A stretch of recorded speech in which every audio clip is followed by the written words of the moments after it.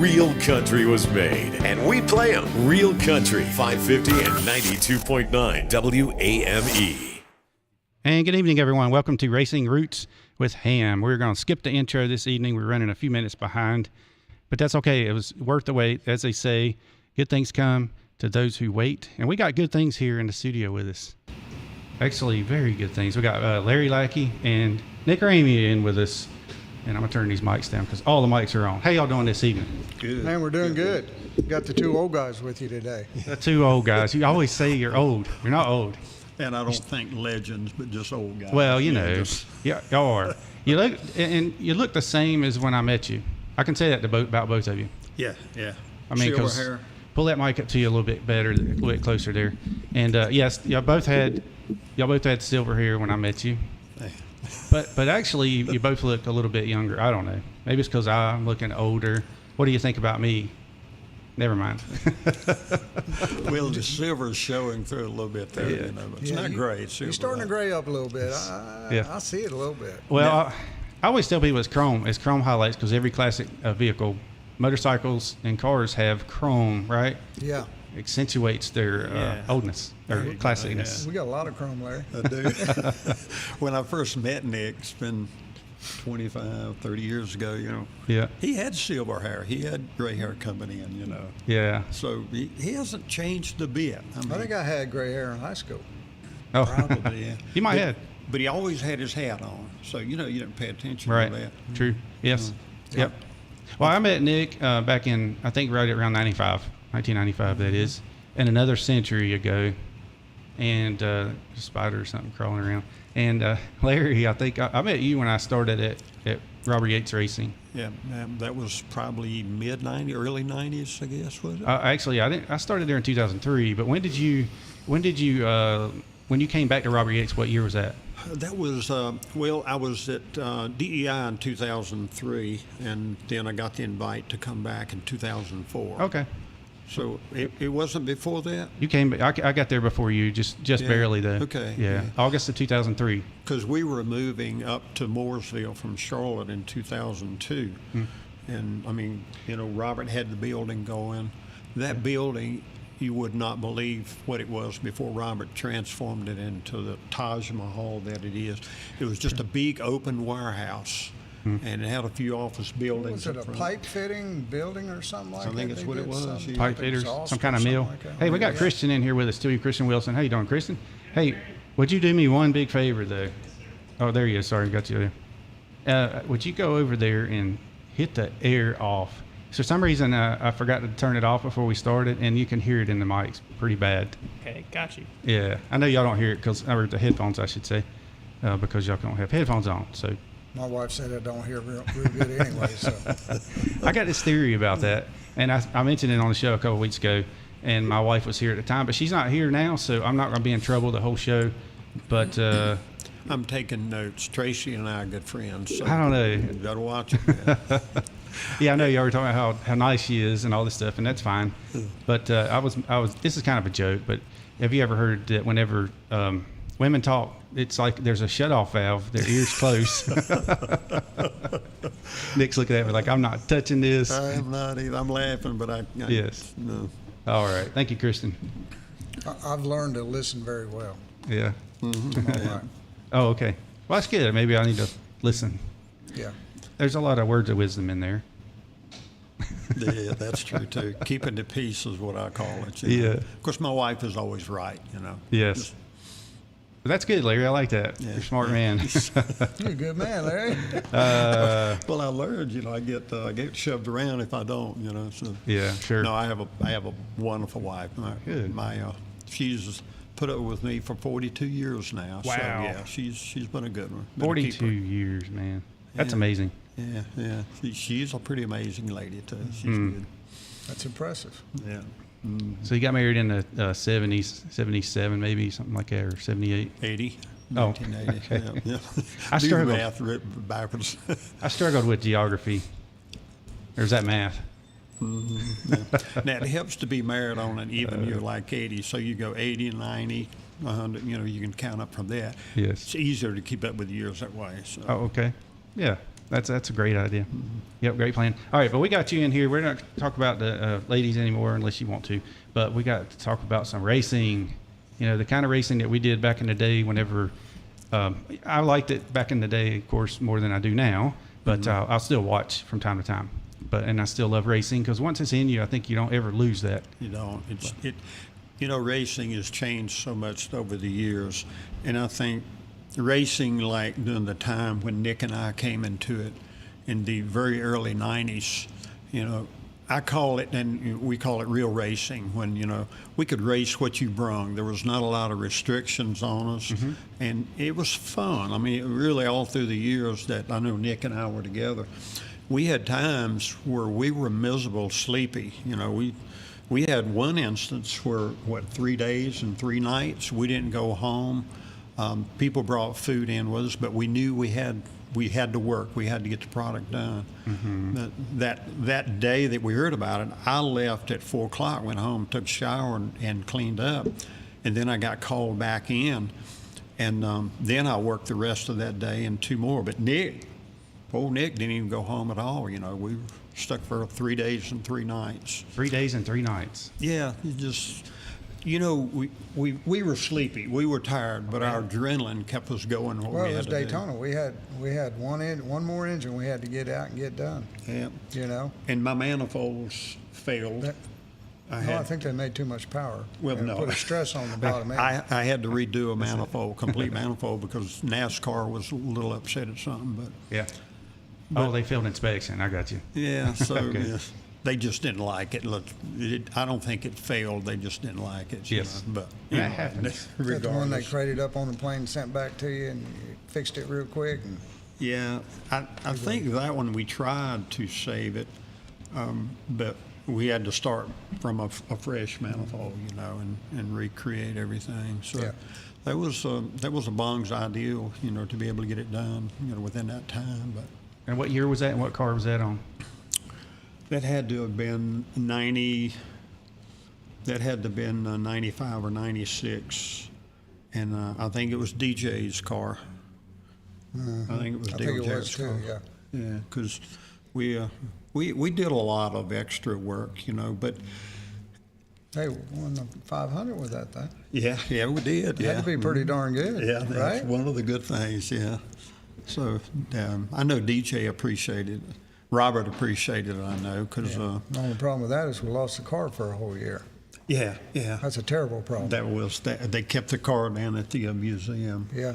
And I think Robert was nervous that NASCAR was going to go in and take it apart and find out some things that they might not like, but it stayed there for the year, and we went back. That's new ideas, not things they wouldn't like. It's new ideas. Yeah. By the time we got it next year, though, everything on that was outdated, stuff that we had to make it better. Do you remember what year it was when they started doing that with the putting the cars in Daytona after they won? By chance? Gosh, I don't know. That's a good question. Mm-hmm. Yeah, that would be a good question. Yeah. Probably there's some people out there that know the answer to that who pick it right up. But Maybe some of our listeners know the answer to that. So there's Scott Travison's down in Florida listening to us down at Daytona. And he says, "Hey there, everyone! What the heck is going on tonight?" We got a legend coming up here. Yes, thanks for that. And we got Christian over here too. You want to read some of those right quick, Christian? Yep. Oh, we also got a comment from Candace Bentley saying, "Hey y'all, can't wait to hear what Mr. Larry will talk about tonight. He is a man of God, an American patriot, a family man, someone who is legendary racing, and someone I'm proud to call a friend." Very good. Who was that again? Candace Bentley. Okay. Candace Bentley, Robbie Bentley's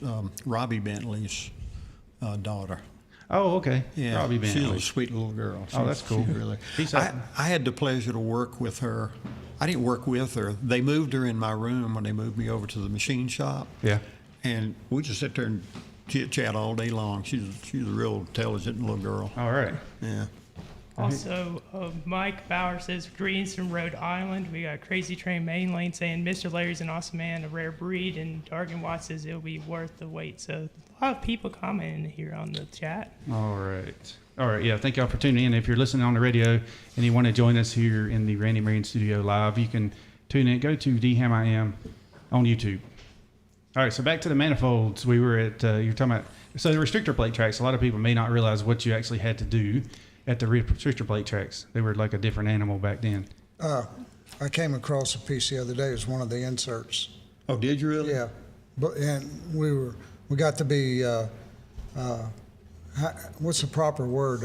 Very creative back in the day before they come out with all the checking tools. You know, they'd put the plate on it, and then we had the insert in the manifold, and had it all welded in there. And I came across one of those the other day. Oh, that'd be cool. I've been keeping it for a souvenir. Yeah. Just how much work went into those things. It's a great souvenir. It was incredible. We basically took an intake manifold, which Ford cast this thing. It was a huge, heavy piece. Yes. But we went in and just hogged everything out.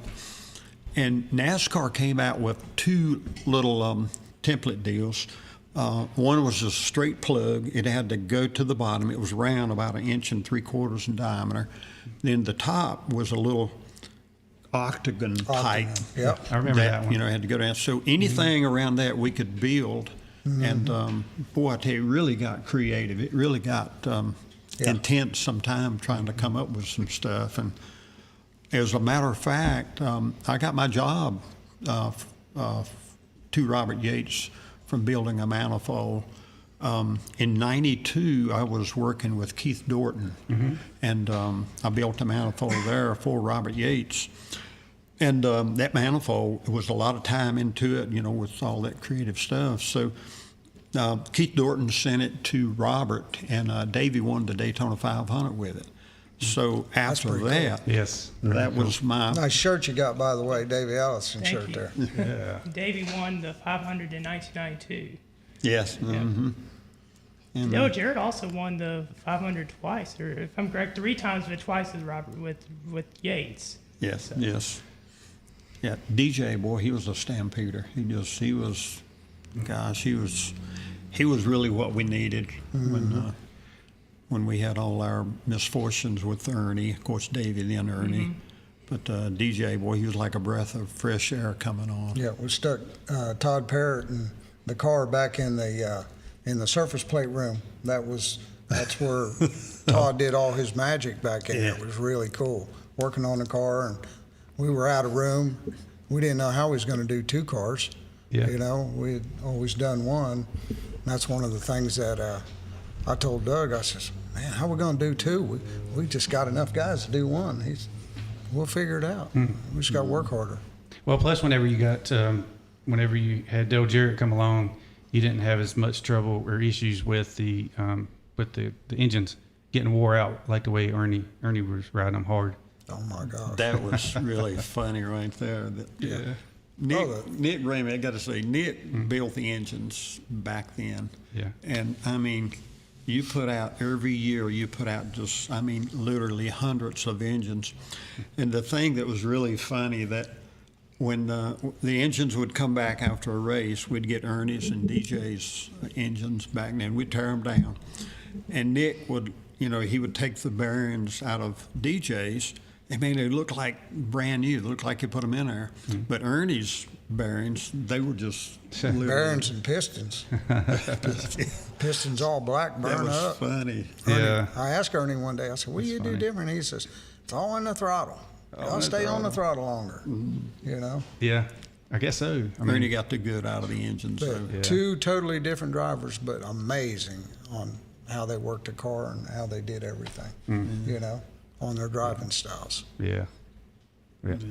Ernie Irvin was always one of my favorite drivers back in the day. I know back even when he was in the Kodak car. And, obviously Swervin' Irvin was his nickname. Yeah. When we lost Davey and we tried other drivers, and Robert said that Ernie was coming on, so we got him towards the end of the year. And it was almost like every weekend we were going to sit on a pole and finish first, second, or third. And it just, every weekend, he was just Ernie. He was just a stampeder boy. He knew how to drive that car. Mm-hmm. Yeah. And the paper clips were really kind of nice to have. Yeah. Love seeing Richard on Friday. Yeah. Yeah. Speaking of Richard, no, we okay. call him Staples. Staples, not Staples. Staples. He was yeah. Staples, yeah. He'd staple the bonus checks Yeah, to the other bonus check checks. would always be right there with your regular check. You need to explain that. You know, and you didn't get your bonus check Yes. like weeks later. You got your, if we won on Sunday, we got a bonus check on Friday. Okay. Yeah, on payday, I mean. Yeah, okay. on your payday. So when you got your check, if we did good, and our deal was back then, was $1,000 extra for first, $750 for second, $500 for third. Mm-hmm. Okay. Did it eventually go to $1,500 for first? Or am I just No. thinking of okay. No, Sometimes we got $1,750 paper clips. Oh, that's Staples. That's what it was, I guess, because if you finish like first, second, third. there was one time Okay. that Mr. Richard at the Brickyard, we were flying in, and and we're flying in, and Richard said, it'd be awesome to finish first and second at the Brickyard. Yes. Well, I'll have to talk to Robert. If we finish first and second, we should just round it off and get $2,000. Yeah. We finished first and second. Oh, yes. And Robert lived up to And the Richard's plate. over there. Richard's over there going, I need to tell Robert what I did, what I said. And so he finally told Robert, and Robert said, look, if Mr. Richard said it, that's what we're going to do. Yeah, that's great. Was that 96 or 99? Trying to remember which one. 96, I think it was. Yeah. It wasn't 99, it was 96. I remember, 99 was championship. 96 was, I remember being there because I remember we spent the day over in the museum because of a Kyle had wrecked out that day. We had to take the car back on a rollback. Hit the wall so hard. Not a good day. Yeah, but y'all had a good day. By the time you guys finally got on the bus, it was like, man, y'all are celebrating and happy. And that's the tough part. Everybody's waiting to go home. They're tired, they're hot, they've been there all day, Yes. and you got to wait on the winner Yeah, right. of the race, It was usually, let's see, John Bryan and Jeff Clark, Brian Clark. Brian Clark. It was usually John Bryan and Brian Clark is the ones we were always waiting on. People would get so mad. Be like, well, you know what? They're winning all the time. So, Well, they the would engine stick, guys back then, we had to tear down. but they would stick around You know. for the tear down. Yeah. Yeah, they would help out. Mm-hmm. Yeah, All right. very terrible good. problem. A terrible problem to have, yes, for sure. So back to the restrictor plate tracks. Y'all are actually, you were at, you ended up going over to DEI for a little while, right? So you supply manifolds for them too? I left at the end of 2002. I had a little misfortune where I had a disagreement or whatever, but I went to Mike Eggy's engine shop, and I kept getting that call from Richie Gilmore to go to DEI. And so I worked DEI for a year there. Greatest bunch of guys you ever want to meet. Richie Gilmore, boy, he really led an engine shop that was just class act. And DEI building, it's really interesting if you ever been there. It's laid out in different rooms. Yeah. There's a door that goes from one place to the other. Just kind of oddly laid out, but it's just a beautiful engine shop. I went there a couple times. One time was a tryout to be a jackman, and the other was to interview with Richie Gilmore. Oh yeah. Believe it or not, this was in 2000, because Ganassi was buying out Wilkesboro. He was going to get engines from Ernie Elliott at the time. Yeah. Cool. So anyway, that was They had a good engine program there. Those guys, they were class act. One thing about it, I know the machine shop. Normally, when I was with Yates, I had a room that was kind of by myself, and I had mills, lathes, and different other CNC stuff in there. I had a sign on the door that says "Do not enter." Well, yeah, Nobody Robert, else was allowed in there. the sign read, Robert put it there, have a nice day someplace else. It's got, and I found that sign the other day. I've got it at the house. Do you really? It's funny. Yeah. But I could leave a mess in my room, because I was going to be back the next day doing the same thing. But at DEI, I don't care where you were, you cleaned that mess up before you went home. I mean, and every tool had to be put back in the same box that you took it out from, which is a good habit to do. But it's a lot of not wasted effort, but it's a lot of effort that you could be doing other things. You could get a little bit extra work done instead of cleaning up your stuff, I Yeah, guess. but that's what Dale Earnhardt, they said Okay. Dale Earnhardt wanted that. They wanted that room clean. They wanted all your tools put away when you leave. And there wasn't a lot of overtime there. You know, we left at 5 o'clock. And I mean, if you were there at 15 after, the guards would say the gate's going to be locked here in 5 minutes. You need to get out. Oh. So, Wow. and that was not too bad, but We left at midnight. Yeah. That's kind of nice. And Nick saying that's actually one of the things that I had thoughts of going over to the Ford side back then. But it always, I don't know why people call me when I have my show. It's my same. Anyway, but I ended up not going because I had heard the rumors about how many hours that Robert Yates and them guys were working, you know, and I was coaching baseball. I was coaching my son's ball teams, baseball, football, basketball, and I was like, it's not going to work for me, you know. Well, the thing about, excuse me, Larry, the thing about Doug and Robert, they were relentless on power, Yes. finding power, whatever it took. And we worked for it. And that was embedded into each one of us employees because we knew his drive and his love. And so we knew what we had to do to get the job done, you know, whether it was a manifold, whether it was an engine build, a dyno pull or what.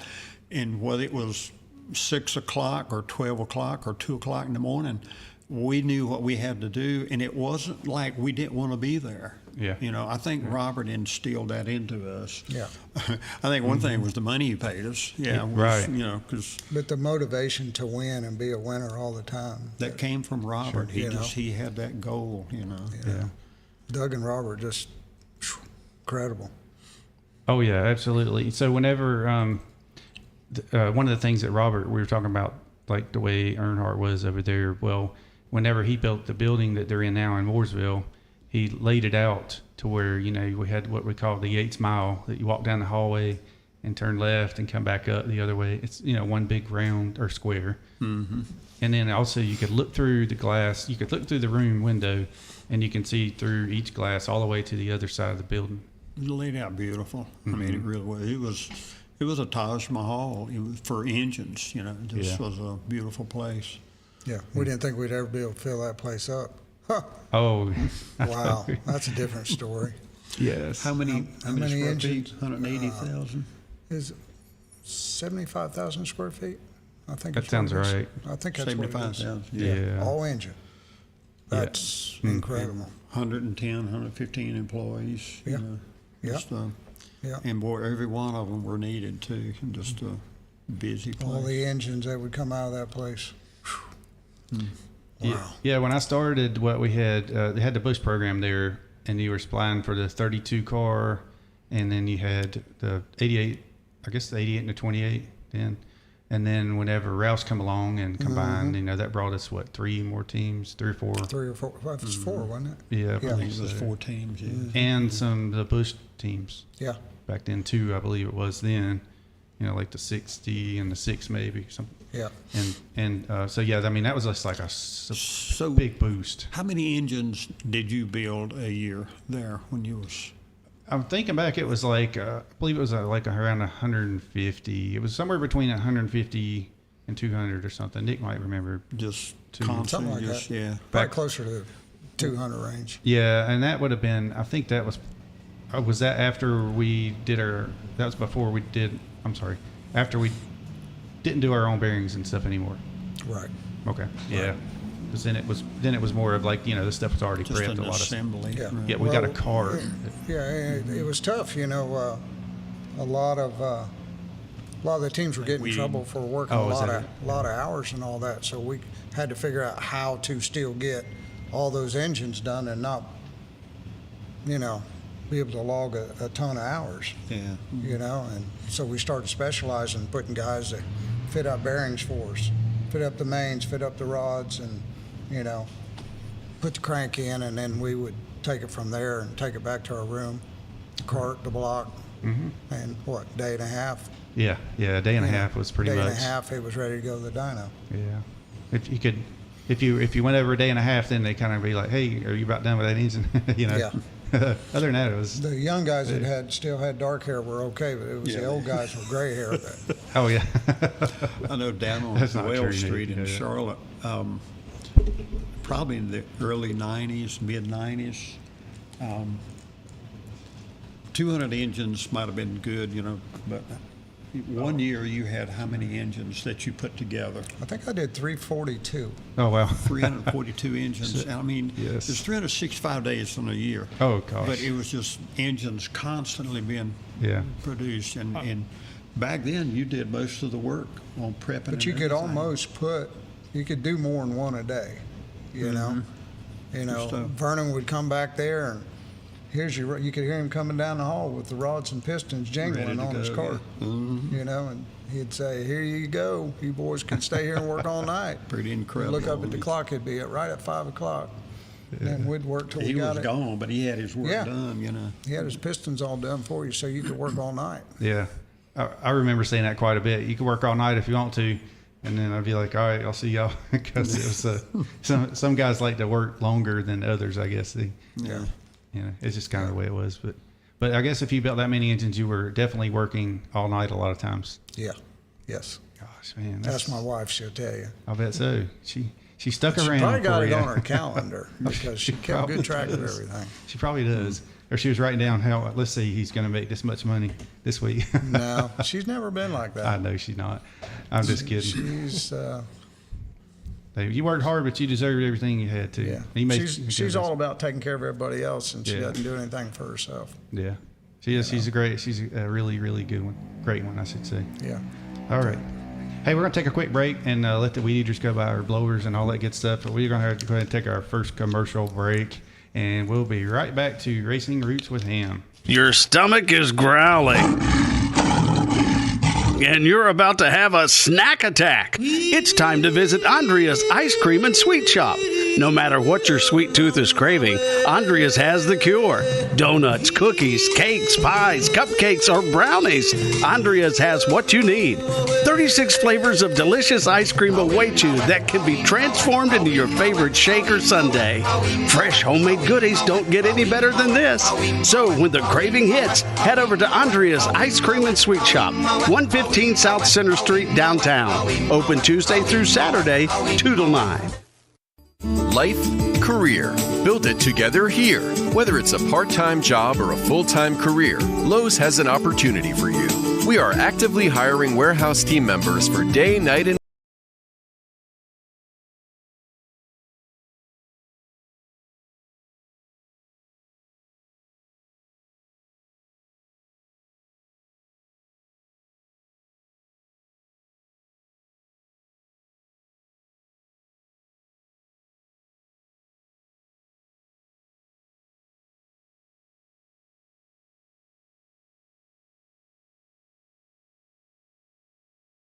you expect from a locally owned store. To help you with your prescriptions, all 4 Banner Drug locations can deliver your medication.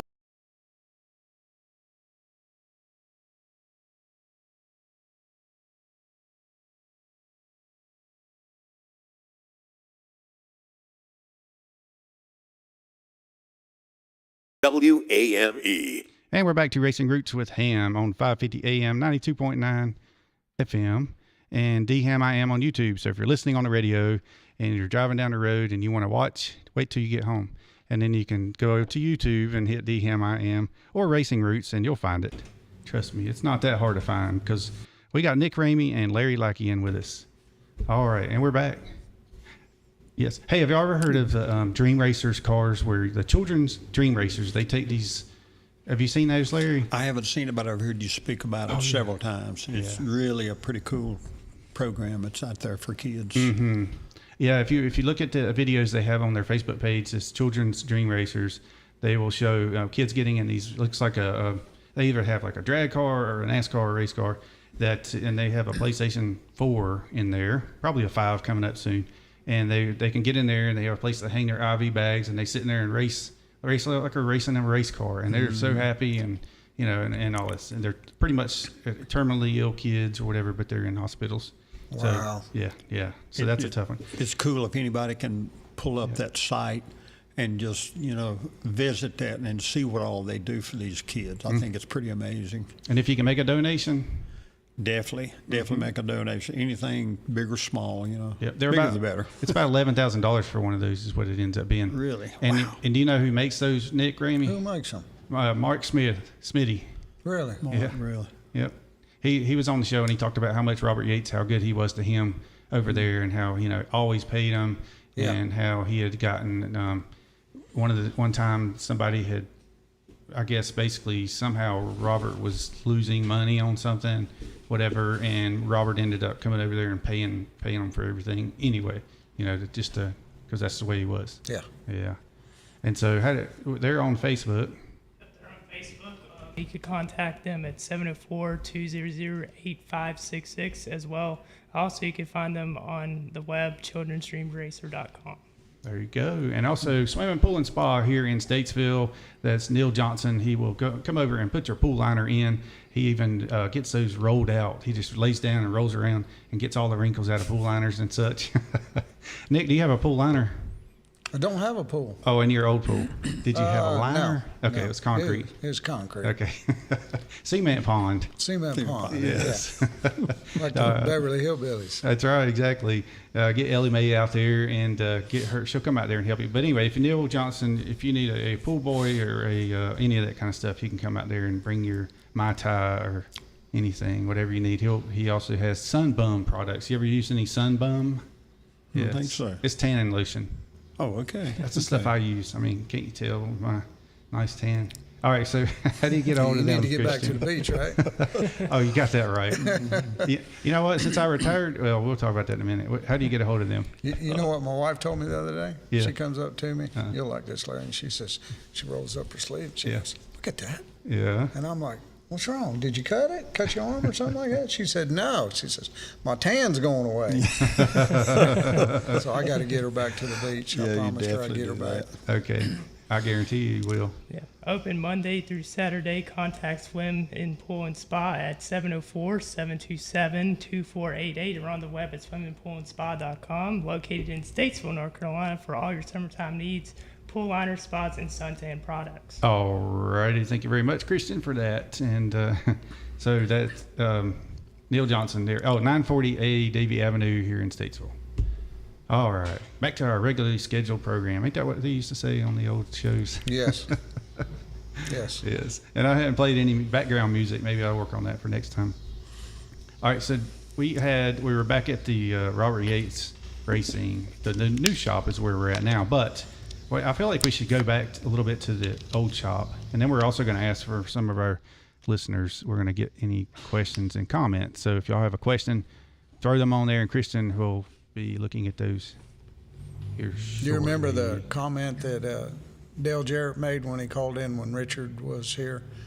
And he was talking about he knew he was doing pretty good, and he was pretty excited because I had finally had the opportunity to take him in the secret room. Oh, yes. He hadn't seen the secret room. I remember Dale Jarrett that. talked about that on the radio. Okay. Yeah. Mm-hmm. And he says, yeah, I'm in the family now. I get to see the Yes. secret room where Larry's at. Yeah, that was a pretty incredible little room there. Mm-hmm. There for years, that little room really stayed active. And when I started, I guess Robert kind of took me under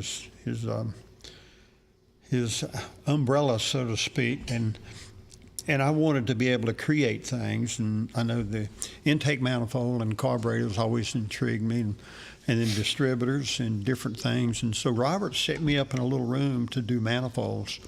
And Robert told me that whatever equipment you need, just, so you produce. And so, man, I was in hog heaven. It was a deal when, 6 o'clock came, I was not ready to go home. I mean, I love being home with my wife and all, but it was hard to quit a lot of times. Well, you'd probably be right in the middle of something. You wanted to see it get to this little extra point so you would know if it worked or not. Yeah.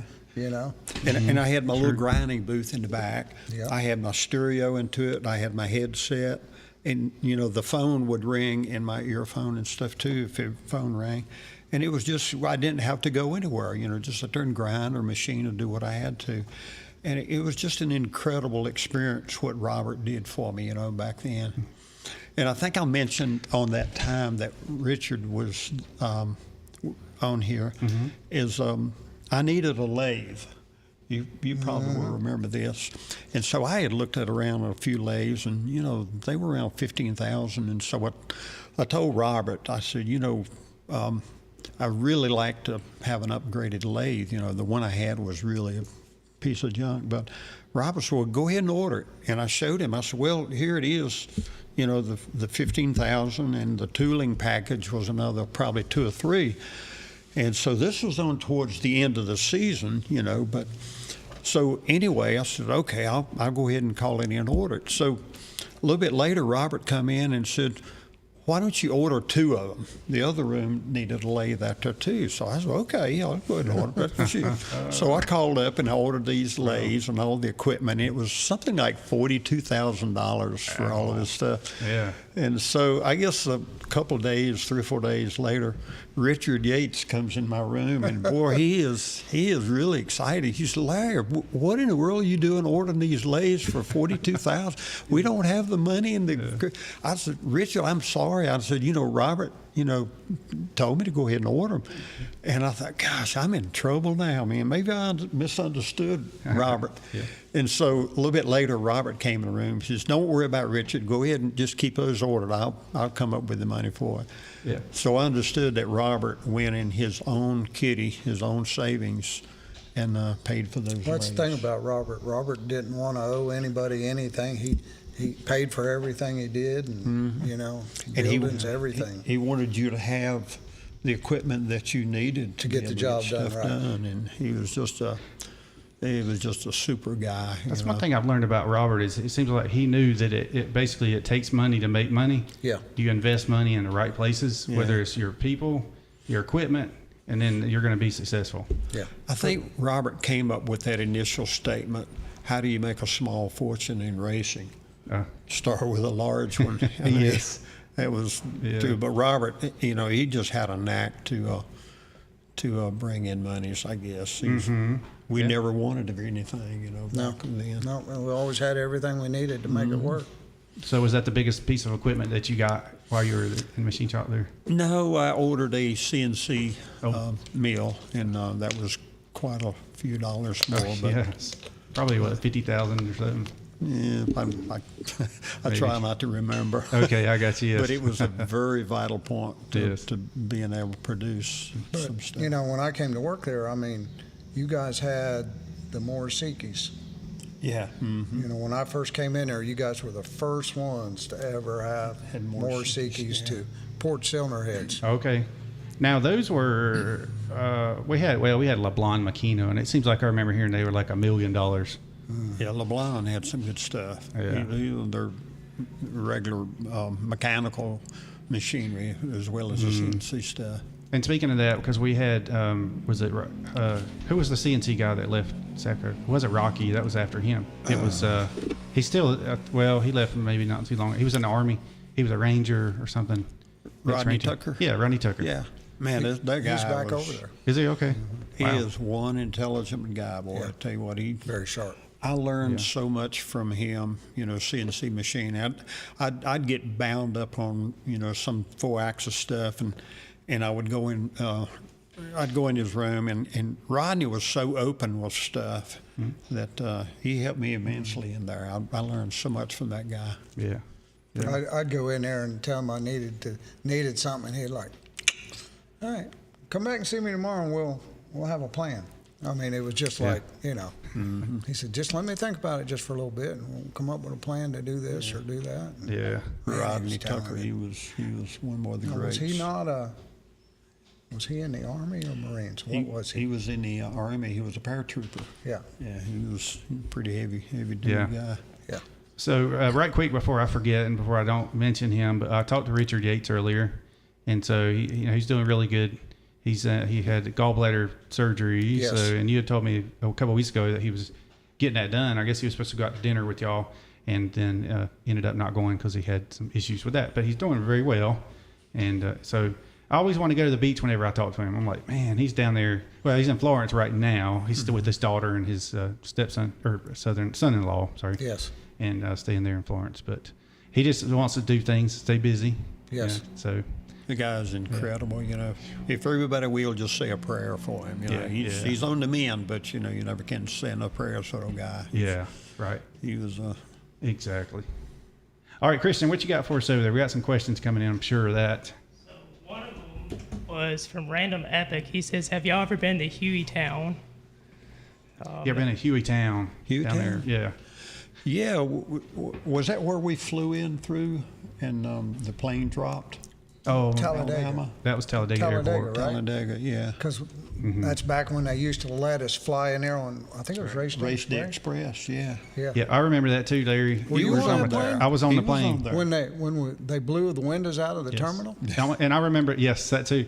I remember looking and thinking almost every oxygen mask had fallen down when we hit the runway. We hit it hard. hard. When we took off from Signature, yes, you know, this 727 plane, you know, and it was full of people. I mean, we were packed. Yeah. And we found out that it was a female pilot, and no offense, females to pilots, but this lady, she was on and off the throttle from Charlotte all the way to Talladega. Yeah. And we thought, gosh, what's wrong with this plane? She can't find the speed.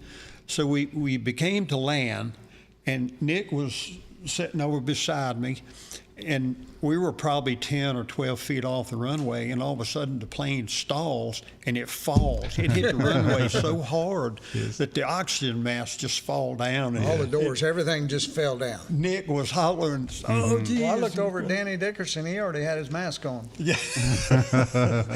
But then we finally landed, and they taxied us into the terminal there. And it hit so hard the doors jammed. We couldn't get out the front, so we had to disembark from the back of the plane. yes, And she still had the throttle just about half, you know, a good 50%. yes. And we finally made our way into the terminal. So the plane turns around to take off, and she guns it and blow the windows out of the terminal. Glass windows, man. It's just, let's get out of here. That plane, I'm sure, was empty going back. Yeah, I believe it was. And I remember hearing about somebody in there hanging out in the bathroom, and all of a sudden the glass blows out and they're all ugly. Yes. All right, so what you got next for us, Christian? I got a question here from one of my good friends, Eric Barber. He says, was it hard to stick to your Christian values in NASCAR because of the party atmosphere that was such a big part of being in the Cup Series tour? And what was your favorite moments at the MRO services? Oh, yeah, that's a cool question. You know, my Christian values never fail. They never alter. Of course, now, I won't mention the race team I was with, but when I first got into NASCAR racing, I was with the new top-notch team, and I got to working with a guy that he was my boss in the cylinder headroom. And this guy I love this guy to death, even today. He and I are good friends, but every other word out of his mouth was the F-bomb or GD. And, you know, through the years that I was working, I found myself cursing, using swear words and stuff. And I thought one day, man, I got to clean my act up. This is not who I am.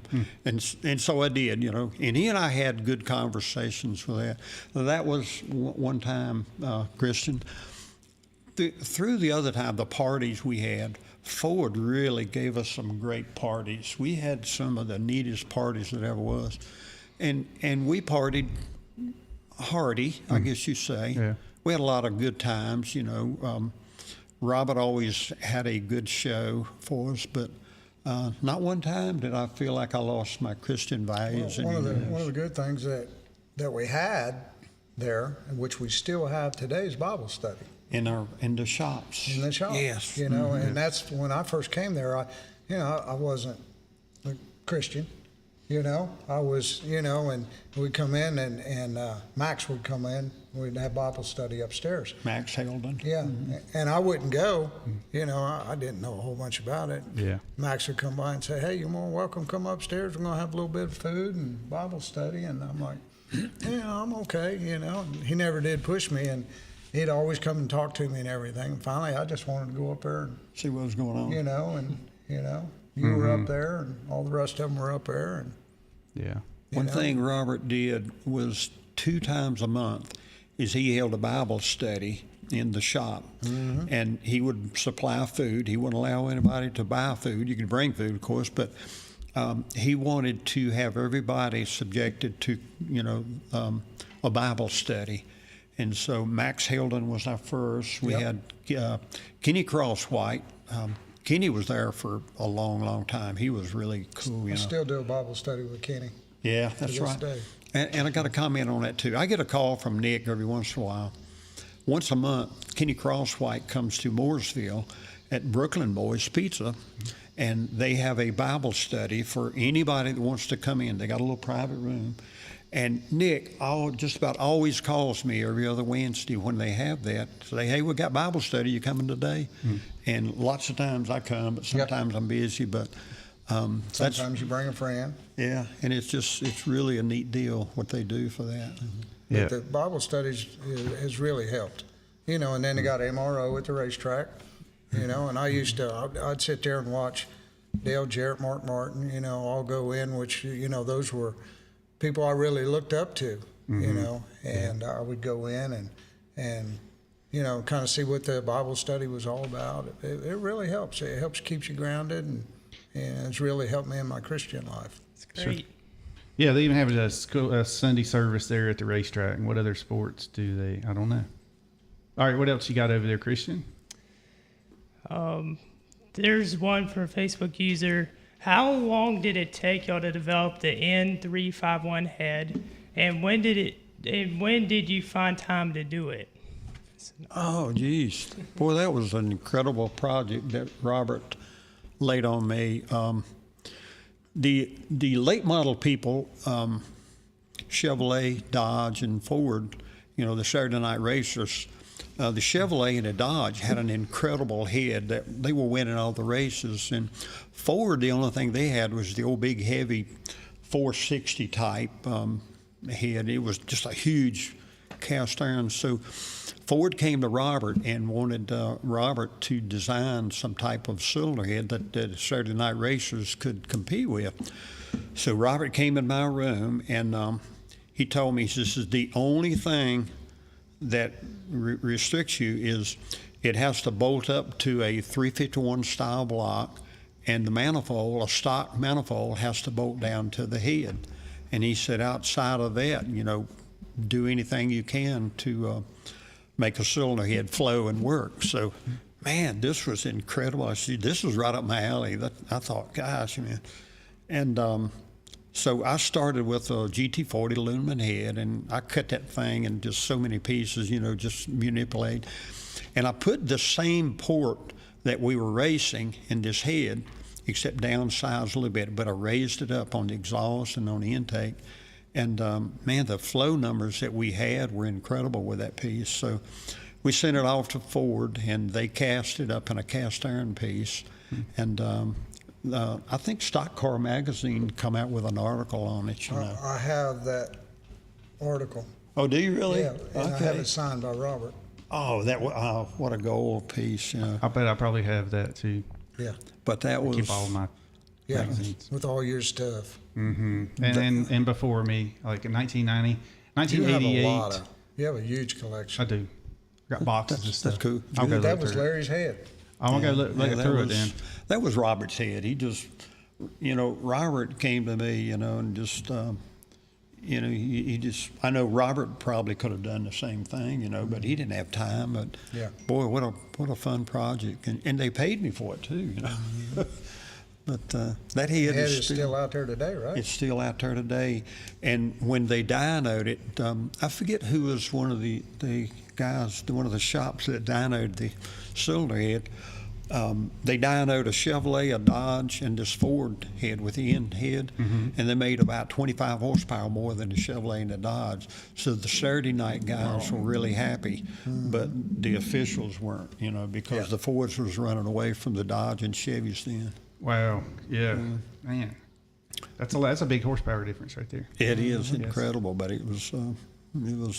I got a text that says to tell Nick, hey, and it says it's Andy. Andy, by the way. But it doesn't say Andy who. Tell me Andy who, because I don't have your number plugged into my phone. So when I switched phones, I I didn't lose numbers, but I just haven't gotten them all transferred back over. So a lot of times I get texts and then I don't recognize the number. The tough part is we know so many Andys and so many. I know. I was thinking Andy Belmont. I was thinking it might be Andy Houston. I don't know. But I just looked at my phone. I looked at Andy Belmont and Andy Houston, and neither one. Andy Graves, neither one of them. Andy Stepp, not him either. So anyway. Jeff Saunders just sent me a text a little bit ago, wanted me to tell you hello. Jeff Saunders, what a class act. He's a super class guy. act. And also, speaking of hellos, I want to say hey to Bill Blair Jr. I talked to him earlier, and he said he still keeps in touch with Rex White. He was going to call him, and he was going to tell Rex White he was going to send him a link to watch the show tonight. Oh, I hope so. Can I tell you a little story about Rex White? You sure can. I figured you would. My dad used to take me to Martinsville Speedway, my hometown, and I was probably 8 and 9 years old, and Rex White was driving the number 4 gold and white Chevrolet, and that's my driver right there. And so we would go down after the race was over into the pit areas, and we'd look through the cars and stuff, and I noticed on Rex White's car, he had blocks of wood wired to the gas, brake, and the clutch pedal. And so I said, geez, what's all this about? And so one of the guys that was, I guess, not a crew chief, but somebody worked on it, he said that Rex White was such a short guy that they had to put the blocks on it. And these cars, they were just like off the showroom floor. They just took the glasses out of them. And so years went by. Rex was always not my hero, but he was my favorite driver everywhere, So we were at Darlington, gosh, I don't know, it was probably, it might have been the late 90s. And Richard Yates knew that I had this love for Rex White, and he said, hey, Larry, over there's Rex White, your hero guy. And I said, really? And so I went over and I introduced myself to Rex White and had the best conversation with that old guy. He's just a super guy. Yes. Pretty cool, isn't it? Yeah, he's probably well into his 80s. I'm sure probably 90s now. Because you watched him back in the 70s, I guess. Was that right? He raced in his 60s. Okay. Yeah, that would, if I was 8 or 9, that was probably in the early 60s, So. Yeah. Okay. That was Andy Moritz. Remember Andy Moritz? Okay, yeah. Good to hear from him. Yeah. I like the guy. Mr. Stimberis. We used to call him Stimbers. But you're... I got a note from Kevin Stimberis there at okay. 58. Your other favorite driver was Kelly Yarborough, or your Cup Series, Kelly I guess Yarborough was, When Rex retired, I would go to Charlotte with my dad. I was in my teens. And when Rex White was driving, man, everything was good. But the Charlotte 600, I can remember Cale got knocked out. And shoot, I just laid my head down, went to sleep for an hour or so before the race was over. But Kelly Yarborough was another super driver. All right. So do we have another question over there? Yep.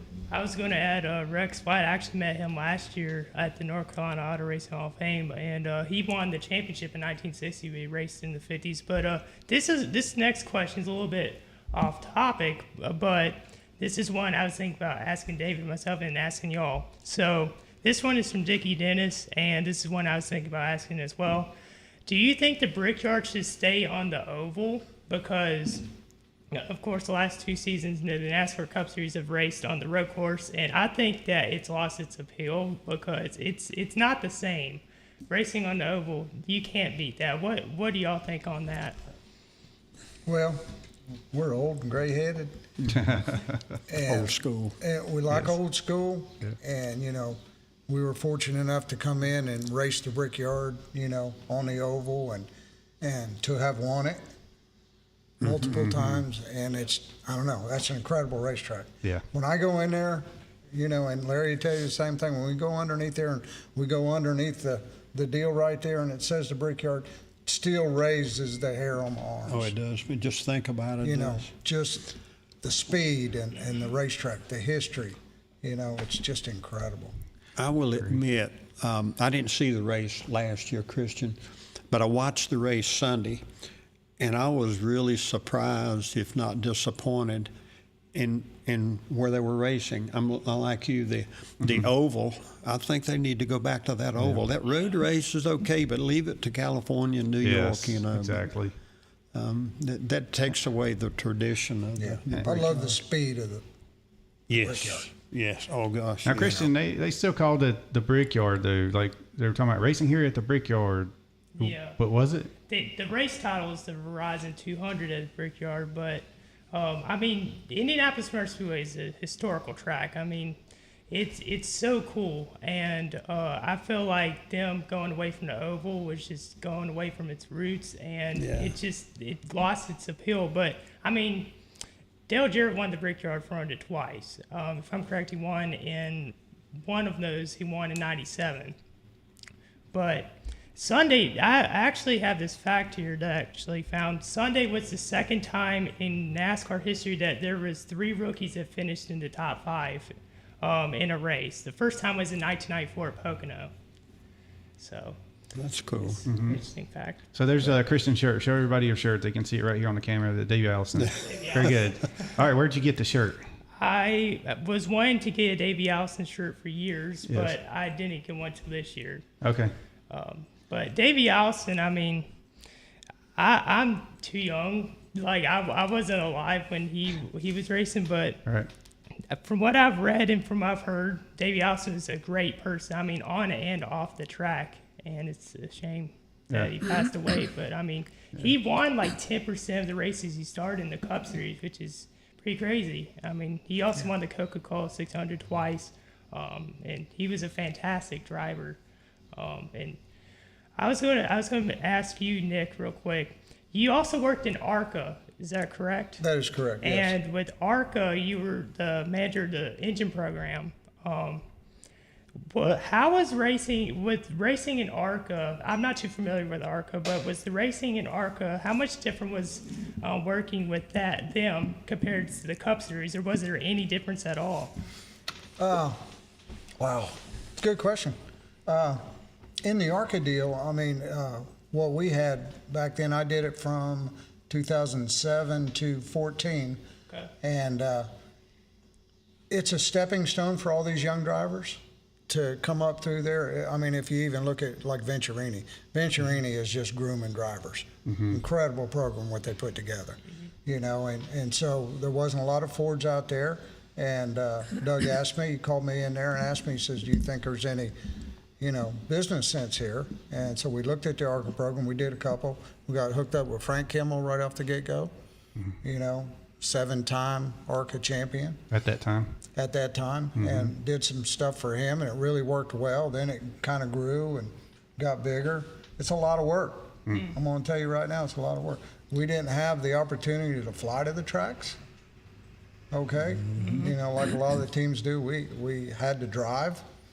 I mean, some of the trips were 17 hours, We finally got it to the point after a couple of years, we had 17 cars one time in the Daytona 500.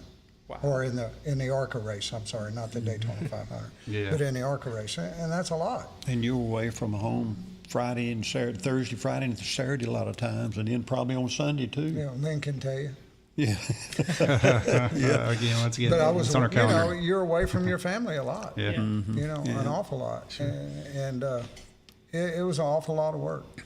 But it was very beneficial for the shop, and I had some great customers and some great young drivers. Chris Buescher. Yeah. He won in 2012, right? He won a championship in 2012. Yep.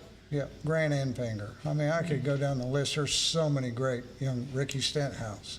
Took care of all those guys. We had some great young drivers, great customers. Sure, yeah, absolutely.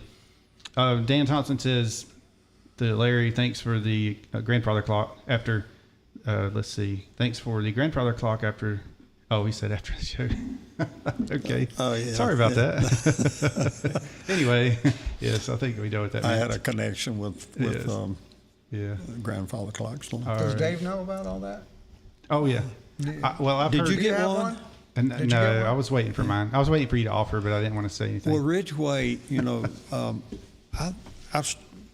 talk later. Yeah, there's still fine. a connection there, Yeah. Beautiful clock. So. Sure, yeah. What in the world was that? car horn prop. Okay. Hey, y'all. Thanks for listening out there. Hey, Ronnie Bentley's tuned in and says, love your show, David. Thank you for that. And Tim Dooley, Beer Man, is he still around? Yeah, he's down there in Florida. He's hanging out at the beach on his boat, having a big time.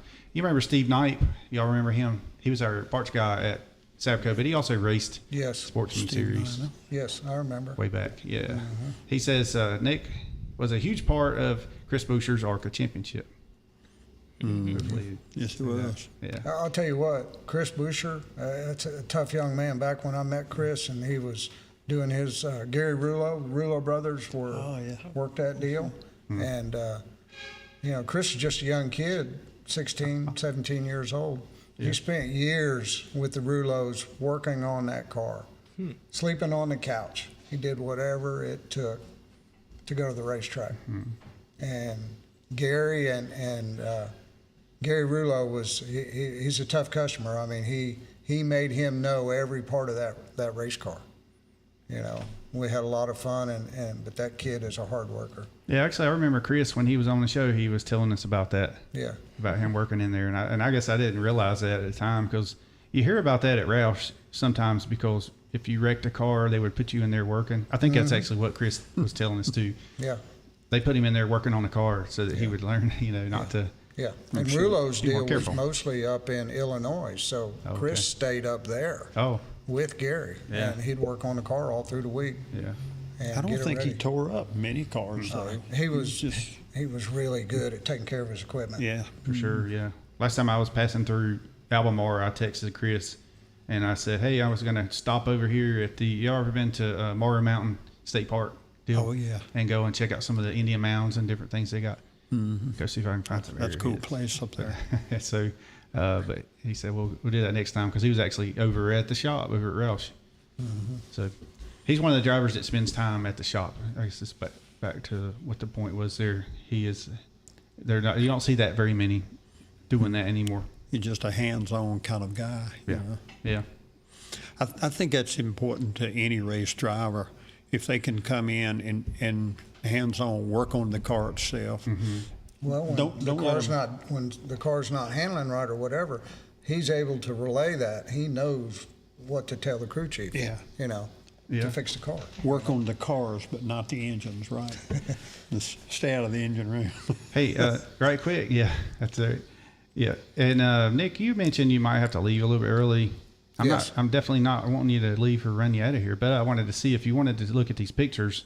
I ended up not putting the television in here like I said I was going to do, but if you can probably see them over here, and I can probably, let's see, I can put it on.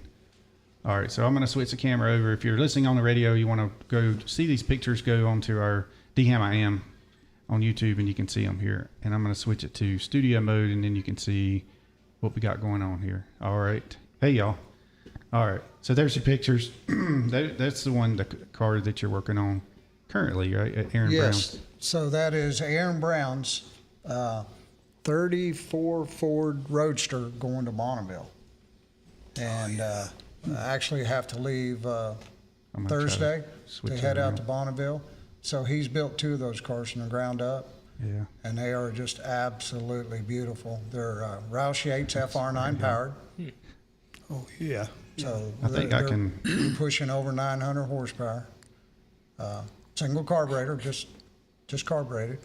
And so really excited to go see what we can do out there. Have some fun. Yeah, there's the back of the car. Sorry, I was going to try to rotate it, but it just wasn't working right. Yes. I'll end up doing it backwards and whatever. So, all right. So there's the car, Aaron Brown's garage shop, guys. Yep. That's a sweet looking ride. Yep. Got to go to Bonneville with them last year. Aaron built a Talladega Torino.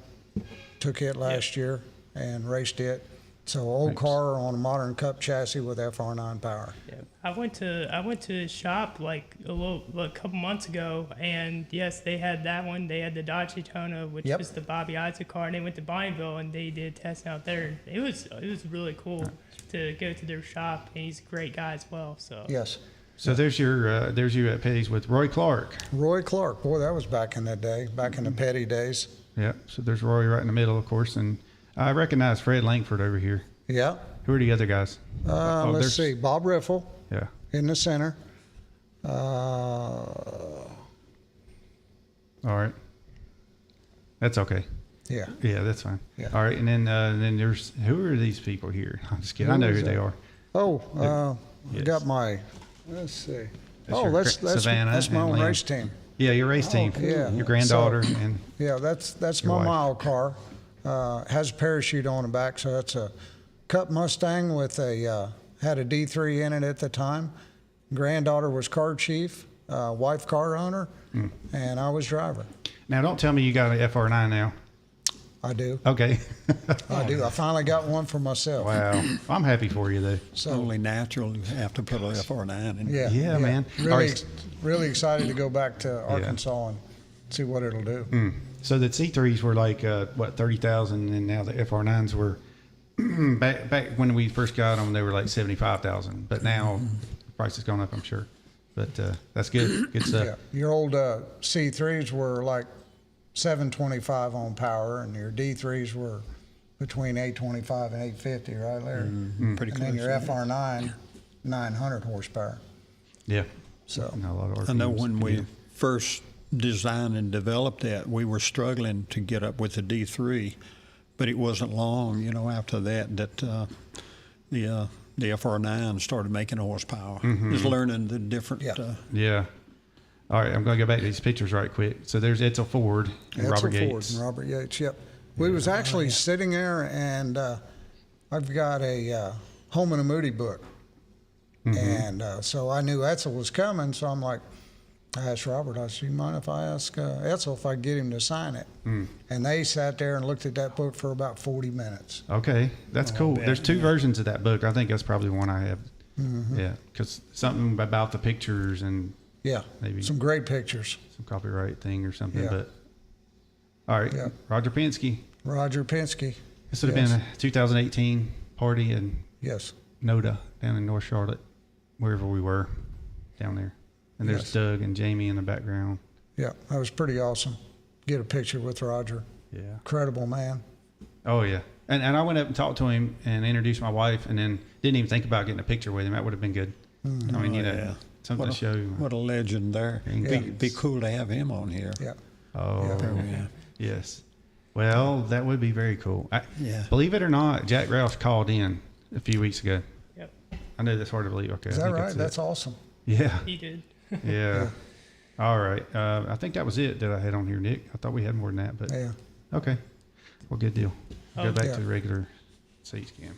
There's a question, if you don't mind me asking. It was from Mike B. He says, North Wilkesboro, it's about North Wilkesboro. North Wilkesboro, they're getting racing back going there. What is some of y'all's fondest memories of that track? North And- Wilkesboro? Yes, and are y'all, I'm sure y'all are excited about it coming back, North Wilkesboro?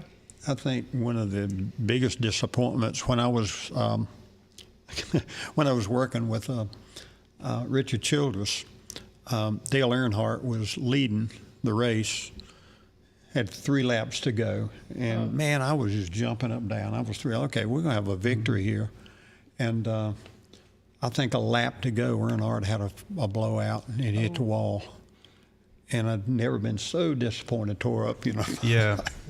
And Yeah. that's where, you don't ever count your Right. chickens till the eggs all hatch, because anything can happen anytime. And when they interviewed Earnhardt, he was kind of like, yeah, he looked really disappointed, but he kept his head up and he was like, we'll go and get him next week. I had Eddie Lanier on here, and he Yeah. said that was his biggest disappointment, that race. Yeah, Eddie Lanier, what a class act he Oh. is, boy. He is really a super guy. He only lives a few miles from me.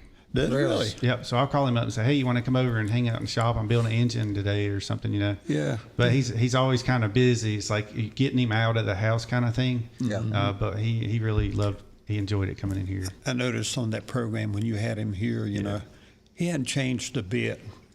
I was working there in 89, 90, 91, and Lula Rosa had just been let go at the time, and Eddie was taking over the reins.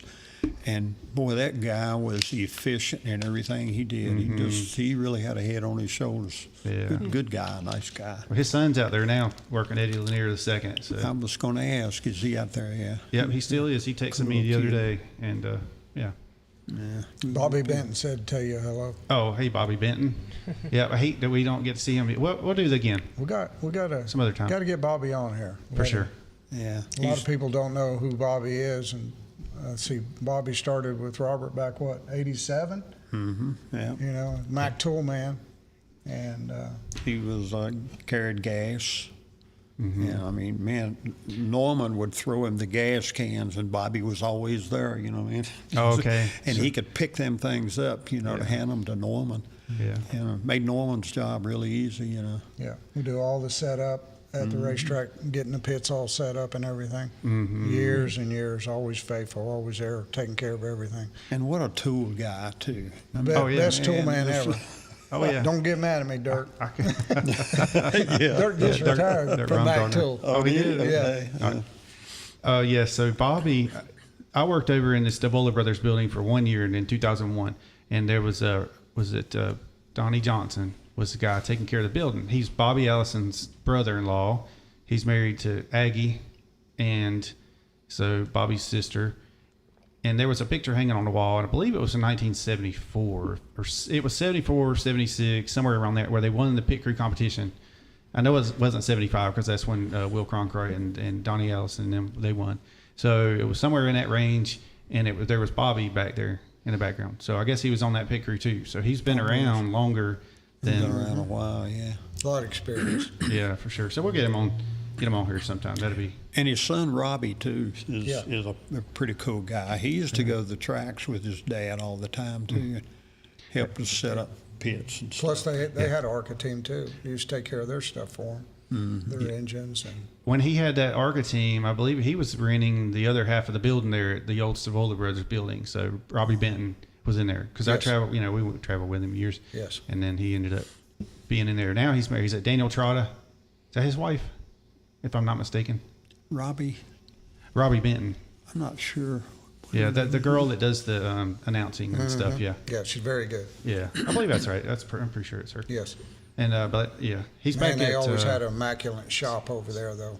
Yeah, he's working somewhere here, back in racing again. Yeah, and guess who's tuned in there? Gary Flattery.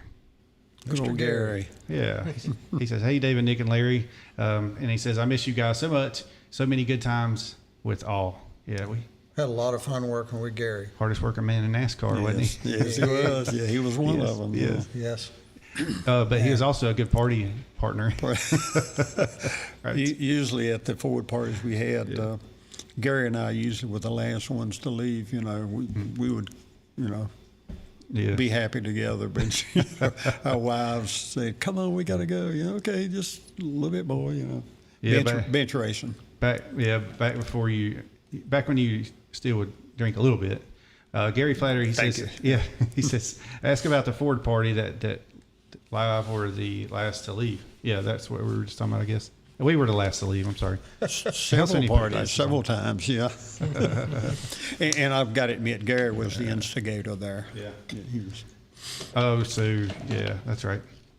And then Tim Random Epic says he saw the guy. Yeah, that show on the Stavola Brothers race shop. He went through there. Yeah, I went up to the guy and I told him what that deal was. That's that. I ain't gonna mention his name, but I was not impressed. Just let's leave it at that.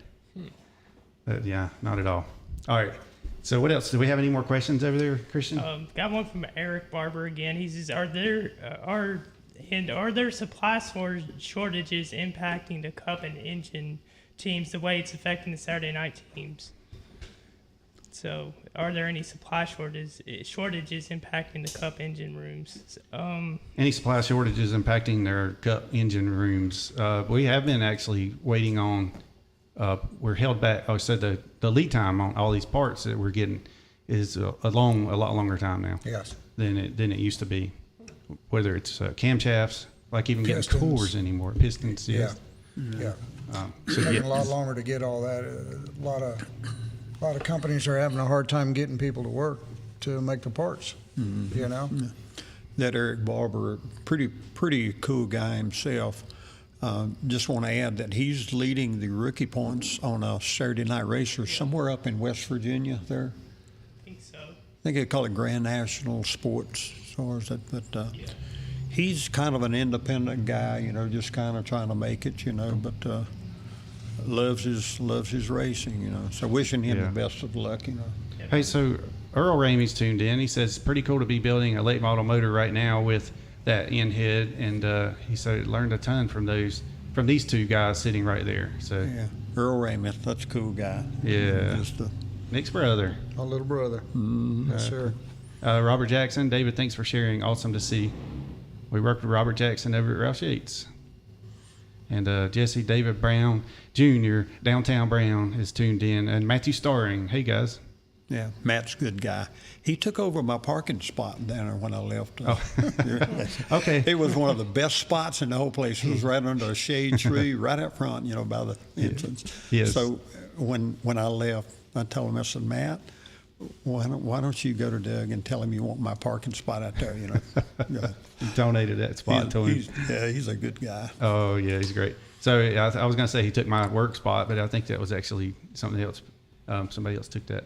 Not took it, because I Filled in. But yeah, filled it in. But he's a good person there. And Jim Dooley's tuned in up in Virginia. Jim Dooley. Ken's a distant kin to the Tom Dooley, yes. Because Tom Dooley was hung, whatever, right here in Statesville, right up the road. Really? Yeah, right up Depot Hill. Hang down your head, Tom Dooley. Exactly. Yeah, Yep. cool song. Yeah, I was in a play a couple of times, the Tom Dooley play. That's why I know so much about it. Yes, exactly. Yes. I've never heard of that. Oh, yeah. Before. Well, this building here was built in 1889, and in 1890 it was the clock tower was put on top the clock. So yeah, I guess they figured out, we got this big clock right in the center of town, and we don't know what time it is, so we're just going to put a clock up there. So now we know. Well, a lot of history here. I just made that part up, but I think it could be. Sounds good, Dave. And our good friend Steve Hill has a book. Who's allowed to disbelieve you? Sorry. Right? Oh, yes. So, Nick, if you stick around, we get to go down in the basement. Nick's not going to go for this. I'm going to have cut out on you, boss. Yeah, okay. Well, thank you so much for coming in here, Nick. Yeah. Always great to see you. It's been a pleasure. I enjoy coming on. Yeah, I'm glad you did. Good to hang out with my buddy. Good to hang out with Mr. Dave. Mm-hmm. Yeah. We worked together a lot, all of us. A lot of good times, a lot of good memories put behind us, Yeah. And we still get to see each other every once in a while, so Yes. that's good. Yeah, we got really good help here. Christian, doing a great Thanks. job. Oh, yeah. Nice to meet you. Yep, thank you. Christian. Yeah. You're Yeah. teaching him right. He's got the right shirt on. Yeah, he does, don't he? Yeah. Very good. Well, Bryson's out of town, too, so you remember Bryson? You met him? Yes. Or you've probably seen him on the TV, let's say. Yeah, I've seen him several times. Yes. He's a mix between John Stamos and Patrick Swayze with his hair. With his The mullet. Yeah. Yep, I can see that. Why did the mullets go away? I thought they were pretty cool hairdos, Maybe I need to bring it back. Everything comes back, right? Yeah. Yeah. All right. Hashtag bring mullets back. That's right. Hashtag bring mullets back. Jesse Lyons Jr., Franklin Furnace, Ohio, and he says he races dirt limited lates. Oh. Yeah. Were we talking about him earlier? Jesse Lyons? Yes. I'm not sure if we were talking about him earlier, but I know you mentioned him earlier. Yeah. You I thought asked so. Nick if he knew him, and I don't know. Yeah. Oh, yeah. Okay. Yeah, I'm pretty sure I've seen him as a racer before. And Dickie Dennis says, really awesome show. Thank you, Dickie, for tuning in. Dickie Dennis was the fence climber. I think we introduced you to him last time. Mm-hmm. 2014 Richmond, climbed up on the fence, Oh, yeah, I remember that. stopped the race. I remember watching that live on TV, and I was like, what is going on? Yes. They should have just so let shocked. him hang out, let the race keep going, because he's not hurting anything. Dickie's always on your program. Every time He is. I tune in, he's always making comments. Pretty cool guy. Yeah, yes. He is a faithful, loyal listener, and we message back and forth. He's got some different chats that he does for racing. Like during the race, my phone keeps blowing up from them going back and forth chatting about about what's going on with the race and stuff. Yeah. All right, I'm going to bail on you guys. All right, Nick, tell Ian hello, and thanks Love you, old buddy. again for coming in. I'll see you. I'll be in See ya. touch. Okay. We'll see you soon. I'm going to mention right quick too, while we're here talking about this. Thank you, buddy. Hey, show that ring right quick. Show it to the camera right here. This camera right here. The left. Well, you show it to him too. Oh, wow. Sure, he'd like to see it. Actually, put it over here. Put it over here, Nick, on this camera. And then the other one's up there. But there, if y'all are watching on Facebook or whatever, you can go onto YouTube, and you get better camera angles and such. Because you see, I got this camera here, and Is it on there? it is on there. Let me get it a little bit closer though. Here I am holding you up from, or let's just do this one here. This one up here, right here. Here, let me hold that thing. All right, thank you, Nick. I appreciate that. It might hurt your hand. You might not get it back now, Nick. Yes. All right. So, Nick, how many rings did you end up with? 20. 20 rings. Wow. Okay. I'm very blessed. Yeah. How many championships? There you go. 5 5 cups. championships. Yep. Wow. 3 Xfinity. Wow. Yeah. 5 cups. 8 Daytona 500s and 5 Brickyards. Wow. 8 Daytona 500s and 5 Brickyards. See, I left when I had 1 Brickyard, and then I think they got, you had 2 at that point, right? 3 at that point. And then you got 2 more after I left. And I was like, man, if I just stuck around 2 more years, Yeah, you'd had super I'd class. have had like 15 or 16 or something. You can always go apply for a job, go back, you know. Yeah, maybe so. Oh, let me get this camera fixed back. Yeah, maybe. I don't know, man. Yeah, that's. All right. See you now. Nice to meet you. All right. I was going to mention Be safe, bro. that the race is going on in Wilkesboro. We talked about that a little bit earlier. And I actually had asked a couple of guys to come on here from the racetrack, but I guess they were pretty busy right now. But Phil Cavalli, our good friend here. Oh, yeah, good old Phil. Yeah. I miss seeing him a whole lot, you know. Yep. And that voice. Yeah. Maybe you could get him to Gods. record his voice, you know. Well, see, my usual opener is Phil Cavalli saying, and now here's our host, David Hamm. So, yeah, he does that. That deep voice. Yeah, he does very good. So he says, can you mention the North Wilkesboro race tomorrow and Wednesday night, 7 p.m. racing starts. Modifieds are running. Ryan Newman's running. Ryan Priest, Bobby Labonte, and we'll all be running Tuesday night. It's $15 a ticket, all general admission. And then on Tuesday and Wednesday night, it's 7 p.m. Gates open at 5. So there you go. Go on out there and have a good time. That's so good they brought that track back. It'd be good to see the Cup cars back in, but you know Wilkesboro. I guess that was probably one of my favorite tracks to take your family. Usually, you know, my kids were quite young. You know, Matthew, I think 13, Leanne, she's 15, and it was hard to get them in any track. You know, you had to have credentials, you know, or they had to be 16 or older. But Wilkesboro, you could walk right in with your kids, and they would say, "Oh, welcome! You come right in." And you know, we would go to all those Cup races, and Lynn and Matthew and Sheila, my wife, we would all just walk right in, and no problems at all. Very kid friendly. It is. It really was. You know, miss Yeah. Wilkesboro in that respect, but it was a good track. Yeah, I know that was Ernie's comeback track, I believe. Yeah, I think so. When he had his one eye, and boy, he was really running great. Is it 95 or somewhere in that area? I think 495. In 95. Okay. 95 it was, Yeah. Pretty sure. Yeah, and no, I'm glad they're I think it bringing the was, yeah. track back. I mean, it's a great place, and I hope I'll be able to go sometime this year. But I also hope they bring back Rockingham. It's a little bit biased because I filmed there before, but Rockingham's another track that I'd love to see back. Yeah, in the Rockingham future. was always There's good. always been some tests there, and different groups run there, and that's a great place as well, and just so historical and just classic. I've heard a possibility next year they may run trucks. I don't know if it's going to happen next year or the year after. Have you heard anything about that, Christian? I haven't heard on far as them going back next year. I know they still have some things to fix on the grandstands, but things are definitely. I would say there's still things that need to be worked on, like the inside wall. Yeah, well, But it remains to be seen is the short of the story, right? Yeah. So Corey Burleson, great show. Good to see you, Larry. Of course, good guy. Oh, good deal. He said, been a long time since we were on Team 3. It's been a while. Oh, yeah. You could tell us about that. Yeah, Team 3 was, I had just an unreal job. It was kind of my dream job when I went with Richard Childress. And Lula Rosa approached me I'd been there for about a year and a half, and Lou wanted me to come with him to join Team 3. He wanted me to run the machine shop there. So I told him, I got a dream job with Childress, just financial. So long story short, with a lot of money and persuasion, I quit Richard Childress.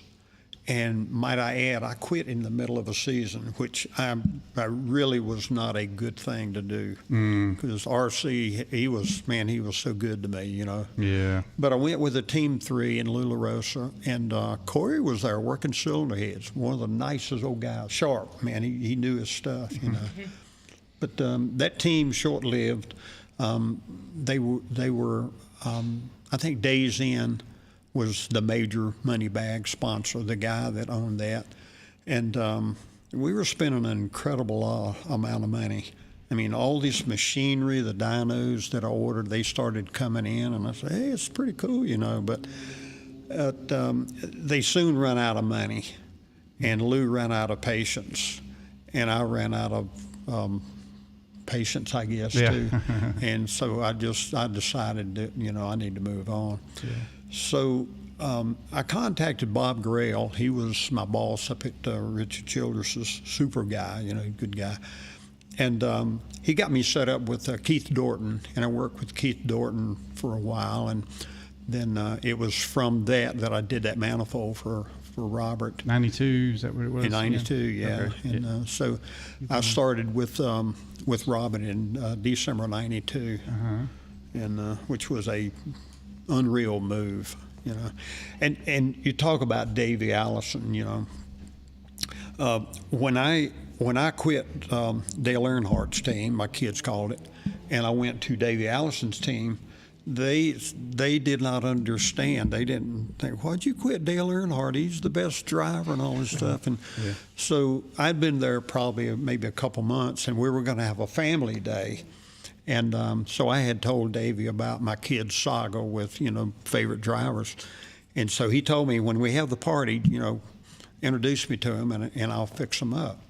So anyway, we had the party, and went over to where Davey was and introduced him to Matthew and Leanne. And so he looks at Leanne, and he just says, talked to her about her school. I think Leanne was probably in the 4th or 5th grade. And says, what's your teacher's name? And she said, Mr. Linker. So anyway, he wrote down on a card, to all of Leanne's friends in Mr. Linker's class, Davey Allison. Oh. And boy, that won her over right then. Did the same thing to Matthew too. Yeah. So they were automatically a Davey Allison fan from then on, That's awesome. Yeah. That was kind of a guy he was. He just... So she took that little card, it was one of the cards, and took it to her class. Yeah.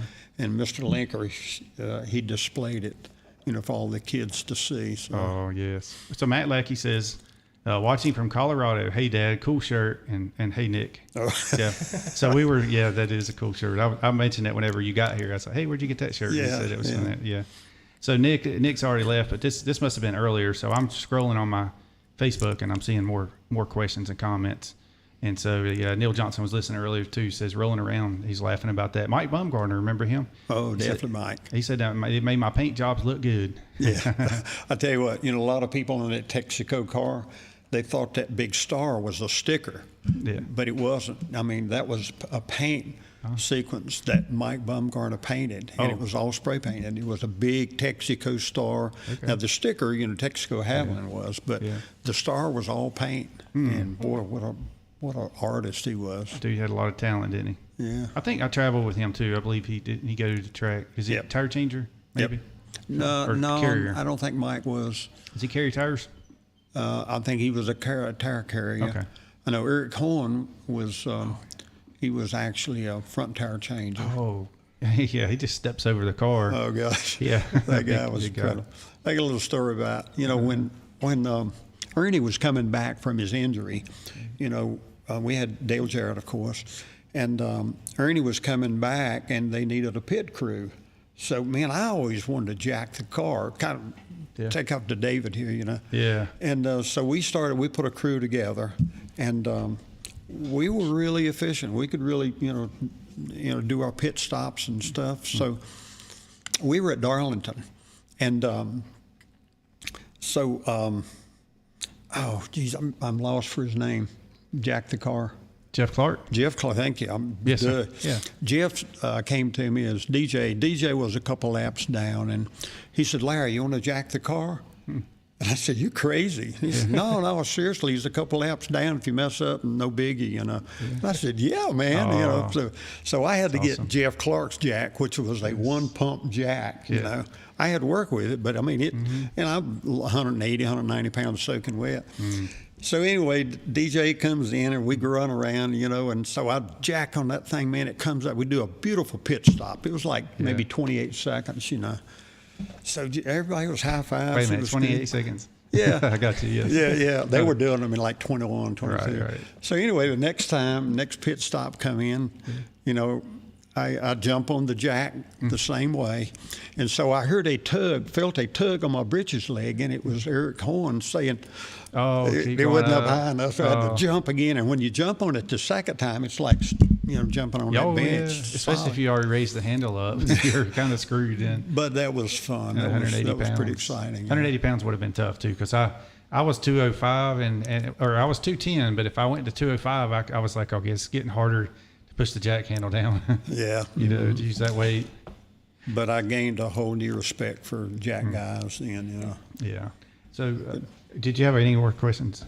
Now, when Ernie Irvin came back in '95, he was driving the '88. Was that correct? Because I know Dale Jarrett was in the '28, and there's also an '88. Yeah, we had the two Texaco cars, and of course, '88 and a '28, and it wasn't really confusing to see him on a track because you pretty well knew Ernie. He was pretty well in front. He was really just unreal with that one eye, driving. Yeah, sure. And Davey was also really tough, other than just being nice. He was very tough as well. I mean, in '92, with all the stuff that he went through and everything, and he raced every single race. I mean, you remember at Pocono, I'm sure he got hurt in that. But next race, he returned back to Talladega and really consistent. But I was going to ask you, what was your favorite track that y'all would go to? Wow, gosh, there were so many. Martinsville, my hometown track, was fun. Of course, I liked Charlotte. It really probably had to be Bristol. Okay. Bristol was just, man, it was just a super track. You could go into pits, and the stands were always. It was just like in a little bowl, Yeah. I got a little story. James Luter. Do you remember James Luter, the machinist? I'm not familiar with him. Do you remember him? Oh yes, I sure do. He was one of the greatest guys. Everybody knew him, and he won that champion deal what they had every year for like 7 years. The Skoll Bandit. All-pro thing. It's kind of. Yeah. He was a machinist, and he'd been around since Holman and Moody days. He had been, and I thought, they give it to him because he's old, been around. But I'm going to tell you, when I started with Robert Yates, that guy was a genius. He could machine anything, But he could bore a hole in a needle in a pen, He was sharp. Yes. But he rode with me to Bristol. And usually, you go to Bristol, you have to park outside, with your car. And we go in and register, and so we get back in, and I said, I need to find a parking place here somewhere. He said, no, we're going in the pits. I said, Luter, they ain't going to let me go in the pits. He said, going in the pits. And so I start on down through that gully, and the guy said, where do you think you're going? And I said, well, I'm going in the pits. You can't park in here. You have to park out here. And Luter waves out, say, hey. And the guy, Luter, y'all come on in here, go on in. Oh, yes. So Luter had horsepower, boy. Luter was the man. So we drove on into the pits, and Luter was he was a super guy. All right. So I had a couple of things here. Bill Blair says, another great show. I enjoy listening to your guests talk about their careers. Yeah, thank you, Mr. Bill Blair Jr., for tuning in. His first race he went to was in 1941. Wow. Yes. Bill Blair, boy, he was interesting to listen to that night you had him up here. Oh yeah, man, so many great stories. What a great guy. You need to have him back. Sure.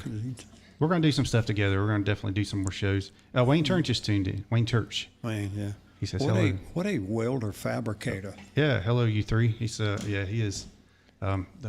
He was our header guy. Yeah, he could he could weld anything. Mm-hmm. I declare he could weld glass together. He really just knows what he's doing. Sonia Benson said 97 was when the winning cars were to surrender for the year. 97. Okay. 97, yeah. Bobby Benton's wife, Sonia. Yeah. John Wood, a question for Larry. How long did it take y'all to develop the, if you've already asked this, I don't know, N351 head? Yep. Okay, gotcha. All right. So some of these on Facebook, I was noticing that we weren't seeing, but that's the way it goes. We got StreamYard we're streaming with, and it just varies whether you see stuff or not. So there we go. Bobby's wife, Sonia, I understand she broke her foot really bad. Mm-hmm. I hope she's on the mend now, That's right. Be thinking about her. Yeah. Hope you're doing better now, because that's a tough thing. Nick was telling me that story earlier, and I was like, wow. Yeah, that's not a good thing. Hey, let's run over some of this right quick, because we're getting kind of short on time, but I wanted to mention to you or ask you about the 15 horsepower in the manifold or carburetor. Were we going to talk about that? The what now? There was a carburetor that time y'all had put together, and it was like 15 horsepower. Better. Oh yeah, that was. I probably can't tell that's whole fine. Story, but we had a carburetor that we found. If you ran a 390 carburetor on a restrictor plate motor, man, the horsepower went up because it had little small butterflies. And so Robert came in one day and he said, how do we put a 390 carburetor in a 430 carburetor, an 830? 830 CFM was what, we were restricted to. Mm-hmm. And I said, well, you could put it in there, but you got to make holes smaller. So anyway, for about the next month, I worked on a butterfly within a butterfly, so to speak. Yeah. Where it locked the outer ring and the inner ring would move, and you couldn't tell it, from just a regular carburetor. But on the dyno, it made about 15 horsepower. It was really golden, really solid. But that was just some of the things that Robert allowed me to do in that room. That's cool stuff, man. That's if you put that on a tractor, it's going to definitely show up. Like the car's going to be checked out from everybody. Oh yeah, on a plate track. Another one that we built, we found out that if you move the carburetor around on the flow bench, if you moved it to the front, it picked up flow going through a restrictor plate. So I said, okay, what we can do, we can weld up the holes in the main body and move it forward, about 1/4 of an inch. But if you did that, the back butterflies would intercept the spacer.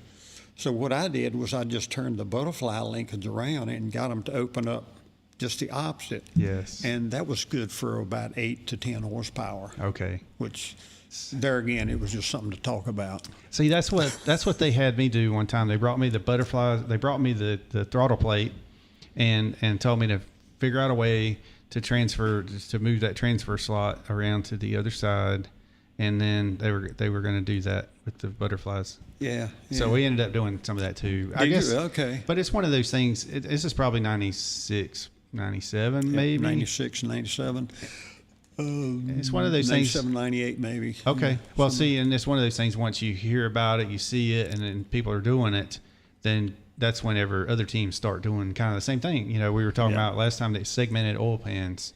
And how much they're like, basically like 2 horsepower per cylinder per. It's like 8 horsepower to 10, whatever. Well, we learned things, from going to the track. One of the things I enjoyed doing was going to the track with my regular civilian clothes on, just walking around and looking under the hood. You could see a different carburetor or a manifold that was, geez, that manifold looks funny, what. But you could see different things, headers, I know one funny instance was Gordon had his car jacked up. They were changing headers on it, and I was just squatting down there just kind of looking, seeing how the headers merged in. And somebody come up behind me and said, there's nothing on that Chevrolet to work on that Yates Ford. I said, oh, okay. Oh, they recognized you. Yeah. How about that? So, but that's fun, just being able to go through the pits and seeing what you can see the others have. For sure. You mentioned headers. That I saw your headers that you had on your Jeep out there in the parking lot one time. Remember the headers? You made a special set of headers for that Jeep. They were pretty trick. Yeah, It was a Jeep, wasn't it? Or was it No, it was a 6-cylinder Chevrolet. 6-cylinder? I think. Yeah. What it was, I had an old 6-cylinder Chevrolet, and you could sequence the tubes in a certain pattern to wear out the exhaust in the back. It would sound like a Harley Davidson Island. Oh, okay. So I built a set of tube headers, Yes. along with Wayne Church's help, by the way. Well, yeah. I think what I was thinking about was I was like, oh, can I do that on my Jeep? So, okay, yeah. I was going to okay. ask you if you could get you and Wayne to help fix me up another set. Now, Wayne would be the one to talk to on that, my unsteady hands anymore. Sure. Oh, my goodness. All right. So what were you going to say? Good old memories there, good old days from that. Yeah, for sure. And you had worked with some of the guys, Joey Arrington up in Martinsville. Yeah, Joey was actually responsible for me getting into NASCAR racing. I had an automotive machine shop up there in the early 80s, late 80s. And I was doing a lot of work for Buddy and Joey Arrington. Yeah. And so I was spending so much time at my shop that, I had to be there late at night, be able to get to work out. And I was not really getting along with my wife at the time. I was to the point that, I was there all the time. And so one day I decided, I said, okay, it's going to either be my shop or my wife. And so I elected to be with my wife. Mm-hmm. So I had decided to close my shop down. And I had told her, I said, I got a job driving a Snap-on tool truck. And I had 6 guys working for me, and I was wanting to find them jobs and stuff. So Joey asked me, he said, is that what you really want to do? And I said, well, driving a Snap-on truck, they make good money, but no, it's not what I want to do. So he said, why don't you get a job with a NASCAR team? And I told him, I don't know anybody in NASCAR, So he told me, let me talk to Buddy. And that was on a Wednesday. And so he called me back that afternoon and said, I've got you an appointment with Richard Childress on Saturday. Can you be there? And I thought, yeah, Richard Childress, I'll make time to be there. Yeah, so sure. I went down and met with RC, and he hired me right on. But I told him I needed at least a couple months to be able to close my shop down and get work out. Mm-hmm. So that worked out really good with Joey. Joey to me is one of the nicest, best guys in NASCAR. Mm-hmm. Just a good guy. I talked to him about coming on the show, so we'll see. I might have to give him a call back. I might call him too and just mention that because he's got a lot of stories he could tell. Yeah, it'd be real entertaining. He sounded like he was a pretty busy guy, so I was like, well, I'm not gonna. I'll just let him see if he'll call me back or whatever and figure it out and get him on here. Yeah, But it was all good. David, I know there's one controversial subject that you and I alluded the first time I was on the show. Mm-hmm. And it's not a good subject that I'm really proud about, but I feel like I need to speak a little bit about it.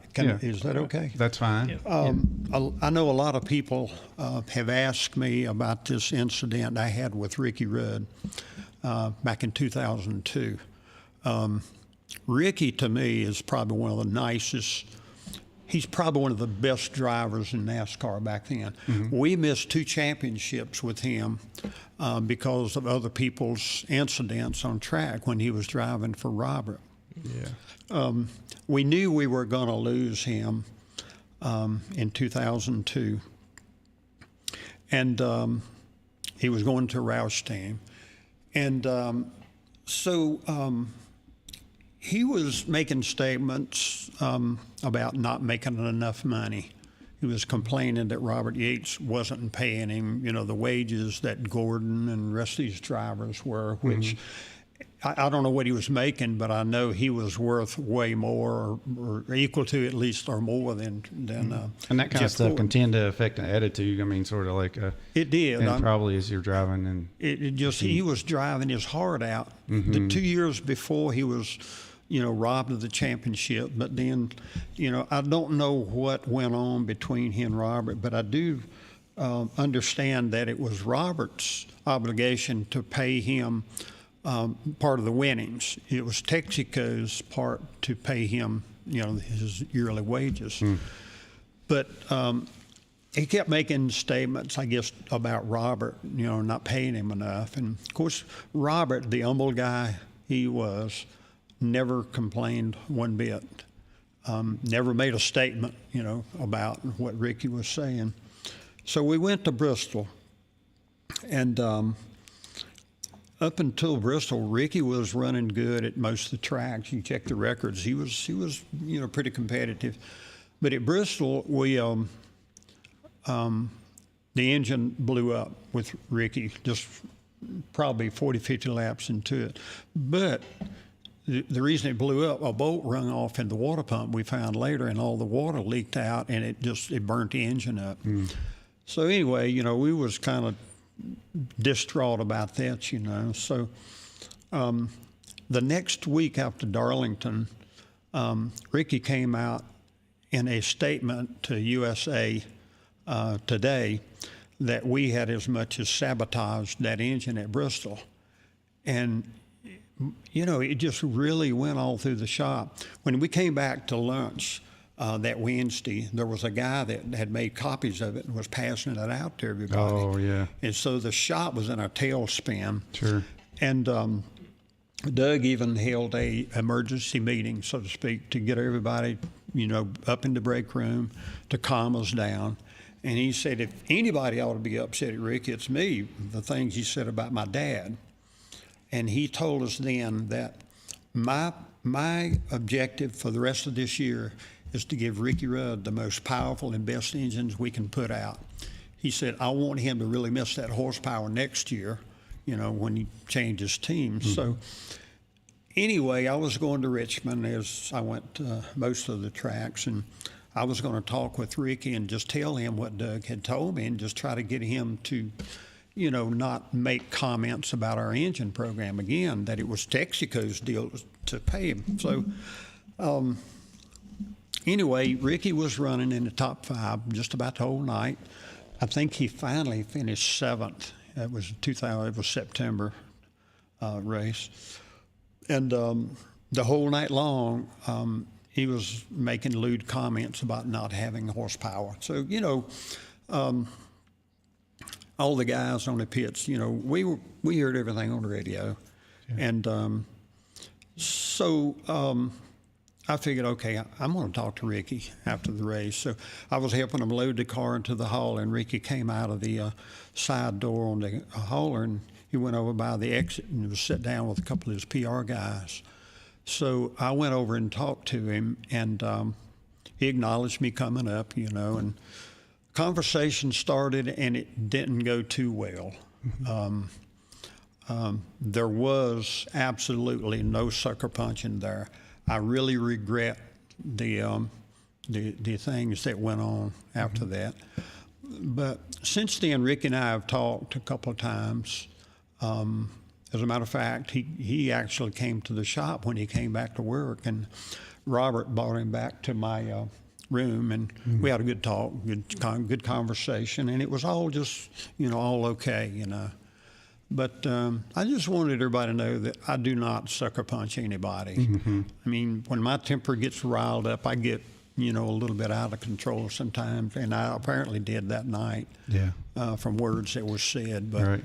But I just want to say that, Ricky Rudd, if you're listening in, I got all the respect for you in the world.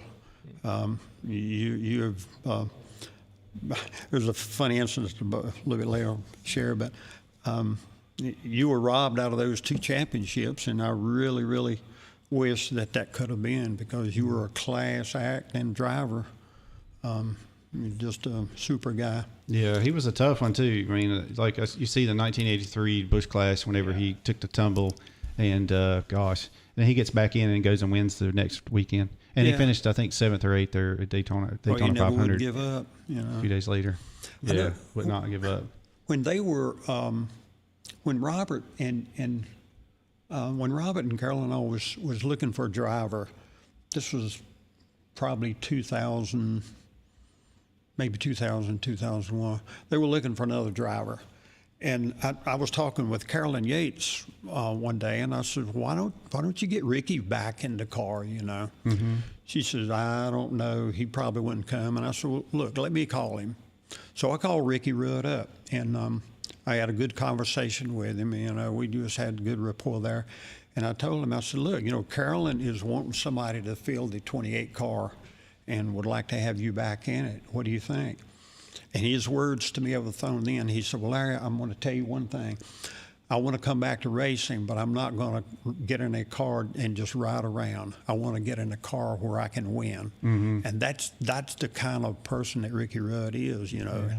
So I went to Carolyn and I told her, and so she called him up, and I think they finally got him in for a couple years racing. But I don't think he fared too good. I'm not really sure why.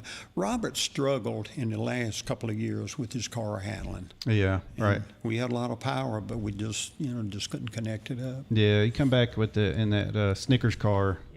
Yeah. Later on in the years, and so I know me and Nick were building these engines for those cars. So Dale Jarrett, UPS, and then Ricky Rudd's. And every one of those engines y'all built were basic clones of each other. There probably wasn't 5 horsepower difference between any of them. They were just.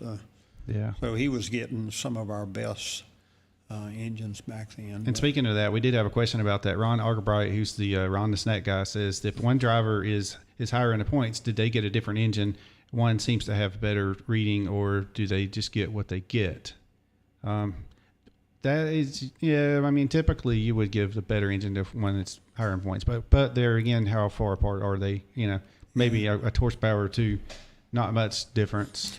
Most engines that I saw that came off the dyno were just basically clones of each other, and not a lot of spread. Mm-hmm. But you are going to have, I know you probably experienced this. We had one block that would just, it was horsepower, just the difference in whether the cylinder block. Yeah, whether the cylinder walls were thick, big, thicker cylinder walls. And they would bring that engine back, tear it down, and rebuild it for the next weekend race. But I know I've had engines where they had to send back from like whenever Elliott Sadler won down. I think it was the 125 qualifier or 150, whatever they were then.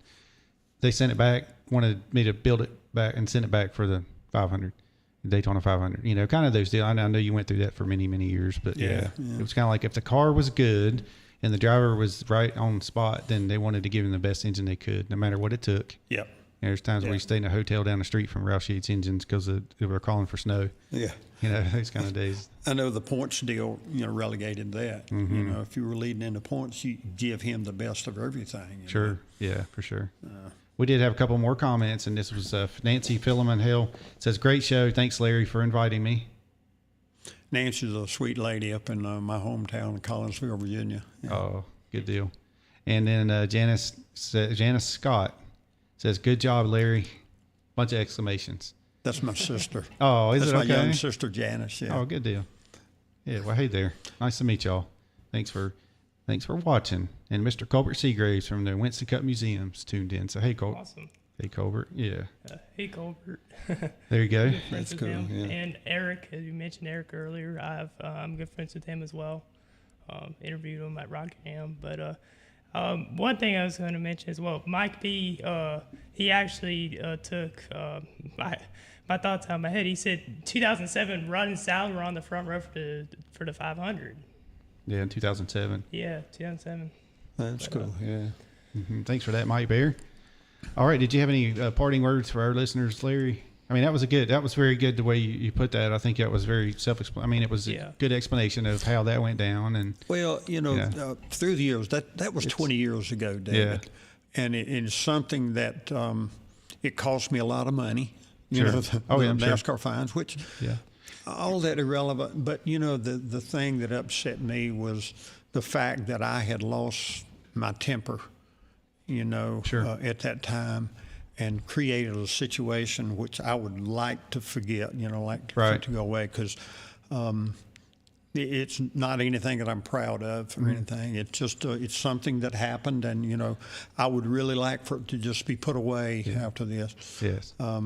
Yes. But I'm not that kind of guy. I don't go around sucker punching anybody. No. But too, there's things like that happen. There's things like that happen in NASCAR, and things like that happen all the time, all over the world. Yeah. And it's just something that builds and builds, and then that's what happened. It wasn't like it was just you just snapped right then. I mean, it was sort of building on, but you didn't plan on doing that as well. Well, but David, it just happened. It was when you work to the capacity that we work in NASCAR, in the engines department especially. Sure. You build a pride that's just unexplainable. Those engines, every one of them that leave, even though I don't build them or I don't create them, my heart and soul is in some of those parts. When every time it leaves, and when Take it personally. yeah, I do. I mean, much. really, it just you just don't you just don't walk away from bad words about your creations. Right. Well, you remember when we were at Norman's Memorial, and then I was standing there talking to Ricky Rudd, and then you walked up, and then you also kind of like squared up, and then you shook hands. You shook hands and hugged and all that. That was so, funny, yeah. So it was like it was all cool, But I think it's one of those things. I've got another little story that is derived from this. Edelbrock, I used to fly out to Edelbrock a lot, and we did a lot of intake manifold work with the people out there, Rod Sokolowski, and especially Kurt Hooker. Kurt Hooker was probably Vic Edelbrock's right-hand man. He had been with him through the whole creation of Edelbrock. Kurt Hooker was a diehard Ricky Rudd fan. And so when this instance came about, I had to go out there probably 6 months later to do some intake manifold work.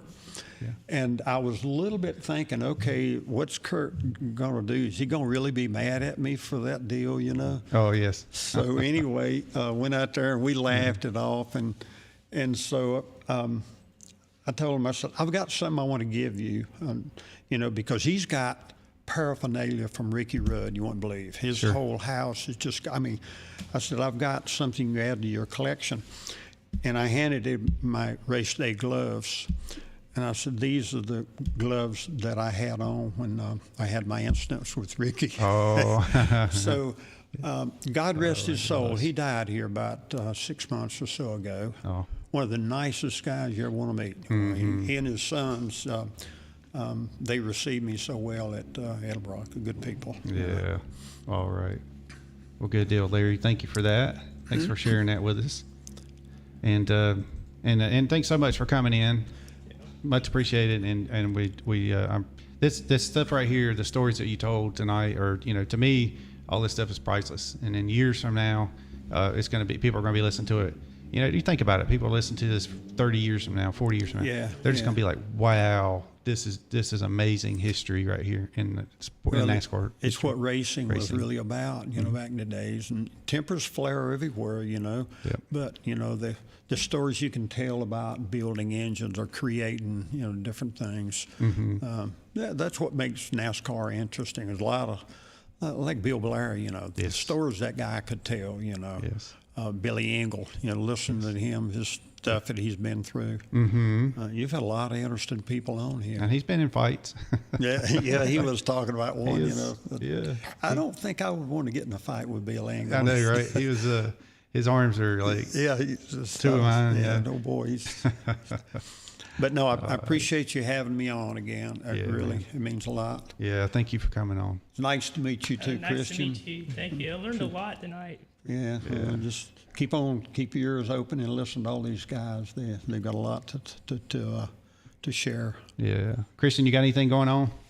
Going on? Well, I didn't know if you had your not flow. It's Dirt Vision. Sorry. Yep. Also, I work at Dirt Vision. I'm a studio operator there. So whatever you see on the screen, like the leaderboard, graphics, I put that up. Oh, did you? Control Okay. the time. Yeah, it's really fun. I've been at Dirt Vision now for 2 years.